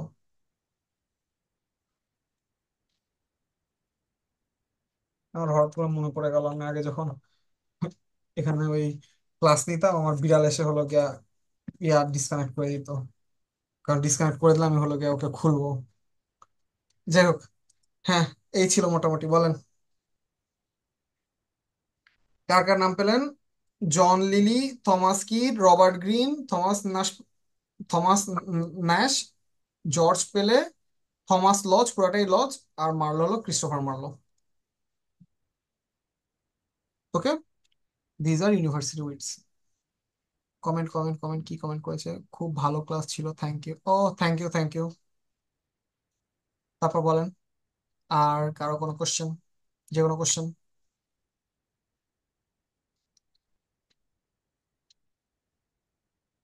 বলেন, যে কোনো টপিকে যে প্রশ্ন থাকতে পারে বলেন। শুনতে পাচ্ছি, একটু জোরে বলতে হবে। আমি আসলে বুয়েটের না। আচ্ছা। তো আমি আসলে মানে টেকনিক্যাল ব্যাকগ্রাউন্ডের না আর কি, হুম ইঞ্জিনিয়ার হুম। ব্যাকগ্রাউন্ড না আমার আর কি। ম্যাথের ক্ষেত্রে হেল্প লাগতো, মানে কিভাবে আগালে ভালো হয়। ম্যাথের ক্ষেত্রে আসলে কি, আমার কাছে পার্সোনালি আমি বলি, এটা যদিও রেকর্ডেড ক্লাস, হয়তো এটাকে ইউটিউবে দেওয়া হবে, বাট আমি কোনোভাবেই বিশ্বাস করি না যে বুয়েট মানে বিসিএস এ এমন কোনো ম্যাথ দেওয়া হয় যেটা আপনি না মানে যে কোনো একটা মানুষ পারবে না, এটা আমার কাছে মনে হয় না। হ্যাঁ, হতে পারে আমি ভুল, বাট আমার কাছে মনে হয় না। আপনাকে কি করতে হবে? আপনাকে রেগুলার প্র্যাকটিস করতে হবে, দ্যাটস ইট। হ্যাঁ, আমরা যেটা করতে পারি, যেমন ধরুন আমাদের যখন একটা ক্লাস হয়, আমরা আপনাকে ফুল থিওরিটা দেখাই দিলাম, আপনি ইজিলি বুঝলেন যে হ্যাঁ কিভাবে করতে হয়। প্র্যাকটিস আপনাকে করতে হবে ম্যাথের বেলায় বলবো। যেমন আমি বলবো যে আমি আপনাকে ইংলিশ লিটারেচার, আমি যেমন আজকে একটা ক্লাস নিলাম, এরকম তো রেগুলার ক্লাস নেওয়া সম্ভব হবে না। কারণ আমাদের যে পেইড ক্লাসগুলো তো হয়, তখন হলো গিয়া ওই হ্যাঁ, একজন প্রশ্ন করেছে রেকর্ড পাবেন কিনা। হ্যাঁ, আমাদের ইউটিউব চ্যানেলে এটা রেকর্ডেড ক্লাসটা দিয়ে দেওয়া হবে। তো ধরেন যে মানে বিষয়টা এরকম যে আপনি যতই বলেন, আমি ইংলিশ লিটারেচার আপনাকে 20 ঘন্টা পড়াকে 5 ঘন্টায় নিয়ে আসতে পারবো। ম্যাথ আপনার 20 ঘন্টা পরে নিজেকেই 20 ঘন্টা পড়তে হবে, এটা কোনো অল্টারনেট অপশন নাই। এটা আপনাকে মেনে নিতে হবে। তাই আপনাকে প্র্যাকটিস করতে হবে। আপনি যেখানেই পড়েন, আমাদের কাছে পড়েন, অন্য কোথাও পড়েন, নিজে নিজে পড়েন, প্র্যাকটিস, প্রচুর প্র্যাকটিস করতে হবে। বলেন, এবার আরেকজন বলেন।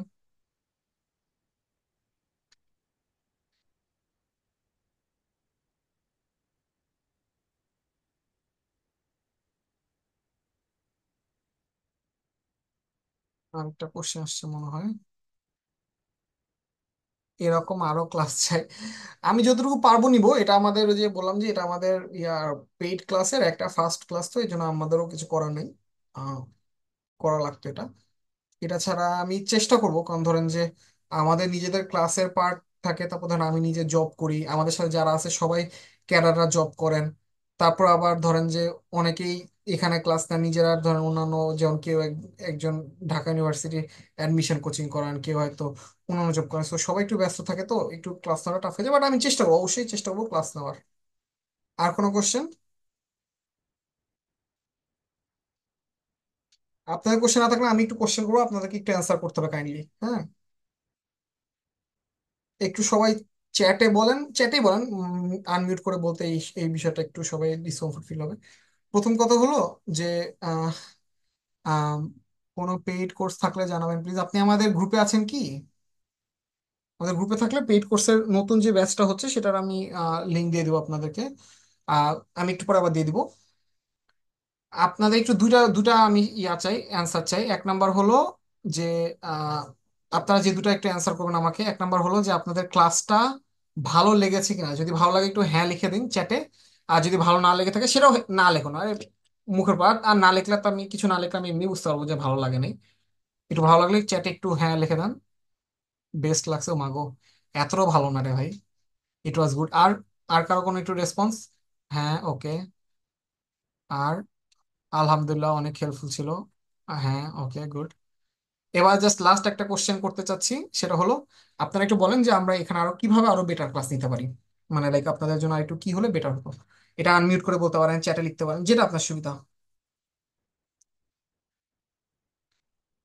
আর একটু বলে রাখি, আমাদের ফ্রি ক্লাস তো ধরেন এইটার কোনো আসলে ইয়া থাকবে না, মানে প্রি প্ল্যান ডেট থাকবে না। আমরা বিভিন্ন সময় যে সময় ধরেন ইনস্ট্রাক্টর ছুটি থাকে, যেমন আমি আজকে ফাঁকা আছে আমি আজকে নিলাম, আবার ধরেন যে অন্য যেদিন হলো গিয়ে অন্য কেউ একজন ফ্রি থাকবে, সে একটু এরকম শর্টকাট গুলো একটা পিডিএফ করে দেন।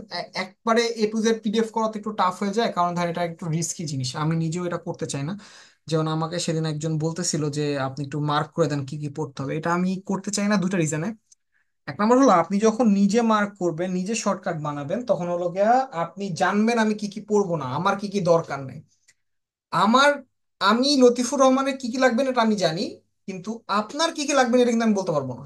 এটা আপনাকে নিজে পড়াশোনা বুঝতে পারবো যতটা পসিবল। ওকে, আমাদের এই গ্রুপে আমি সেদিনও একটা শর্টকাট দিছিলাম, আপনারা দেখেছেন কিনা, ওই কবিদের ছদ্মনাম। এরকম আমি আজকে একটু পরে দাঁড়ান, আমি কয়েকটা শর্টকাট পেলাম, আমি আপনাদেরকে একটু দিয়ে দিচ্ছি। আহ যেমন আছে ফাদার অফ ব্লা ব্লা, ওইটার আমি একটা লিস্ট পেলাম একটু আগে, আপনাদের ক্লাস নিতে যে অনেক আগে রেডি করা ছিল। আমি ওটা ছবিটা আপনাদেরকে দিয়ে দিচ্ছি। আর আর কোনো ইম্পর্টেন্ট টপিক গুলোর উপর ক্লাস ইনশাল্লাহ আমি পারলে আমি অবশ্যই নিবো, হ্যাঁ, যদি পারি। আর যাই হোক, এই তো। আর আর কোনো কোশ্চেন? আমি একটা একটা ওই কি বলে ওই একটা শর্টকাট পেলাম, ওই যে এক নজরে গুরুত্বপূর্ণ সাহিত্যিকদের উপাধি। আগে বলে রাখি, কেউ যদি এক্সপেক্ট করেন যে এই বইয়ের কিছু আমি লিখছি, কিচ্ছুই আমি লিখি নাই ভাই, কিচ্ছু আমার নিজের মাথার না, বই থেকে নিচ্ছি, বই থেকে পড়ে বলতেছি। আপনি যদি এক্সপেক্ট করেন যে আমি কিছু নিজে থেকে বানাচ্ছি, বানাচ্ছি না। খুবই স্বাভাবিক কথা, আমি গ্রুপে দিয়ে দিলাম ক্লাস চলতে চলতে। আর যদি কারো কোনো কোশ্চেন থাকে করেন, নাহলে আমরা মোটামুটি লিখ দেবো, 10টা বাজে অলমোস্ট। আর আমরা একটু আগেও শুরু করেছিলাম, আজকে খুব পারফেক্ট টাইমিং হয়েছে আলহামদুলিল্লাহ। আর কারো কোনো কোশ্চেন আছে দেখেন, আমি গ্রুপে দিয়ে দিয়েছি। আহ, ওই যে যেটা বললাম একটু আগে, যে এই সাহিত্যিকদের উপাধিটা। হুম, আশা করি দেখা যাচ্ছে, হ্যাঁ মোটামুটি দেখা যাচ্ছে। এনাফ।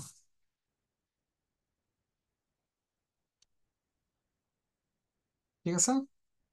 কনস্টিটিউশন নিয়ে একটা গাইড দিলে ভালো হতো, হ্যাঁ এটা আমি চেষ্টা করব। আমি এটা বলেছেন, এটা আমাকে আগেও একজন বলেছে, কনস্টিটিউশন নিয়ে একটা ফুল ক্লাস নিতে হবে আমাদের।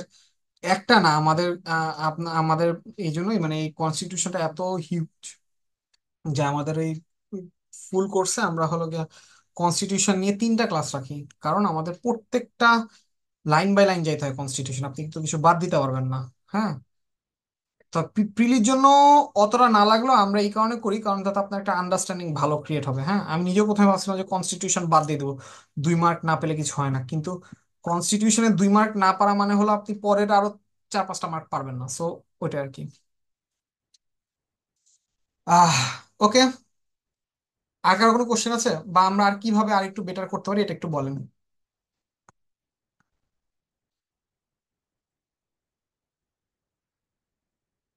ওকে, আর তেমন কারো কোনো কোশ্চেন নেই, তাহলে আমরা আজকে এখানে শেষ করি।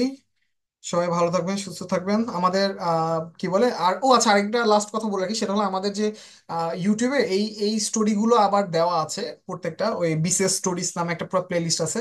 আপনি ফাঁকা টাইমে বসে বসে একটু শুনেন, দেখলেন আপনাদের বেশ ভালো কাজে দিবে। হ্যাঁ, আমি এই কারণেই ওই প্লেলিস্টটা বানিয়েছি যে ফাঁকা টাইমে বসে বসে দেখবেন। ঠিক আছে। ওকে, ভালো থাকবেন, সুস্থ থাকবেন, আর এনগেটস এর সঙ্গে থাকবেন। ধন্যবাদ সবাই। আসসালামু আলাইকুম। ওয়ালাইকুম আসসালাম।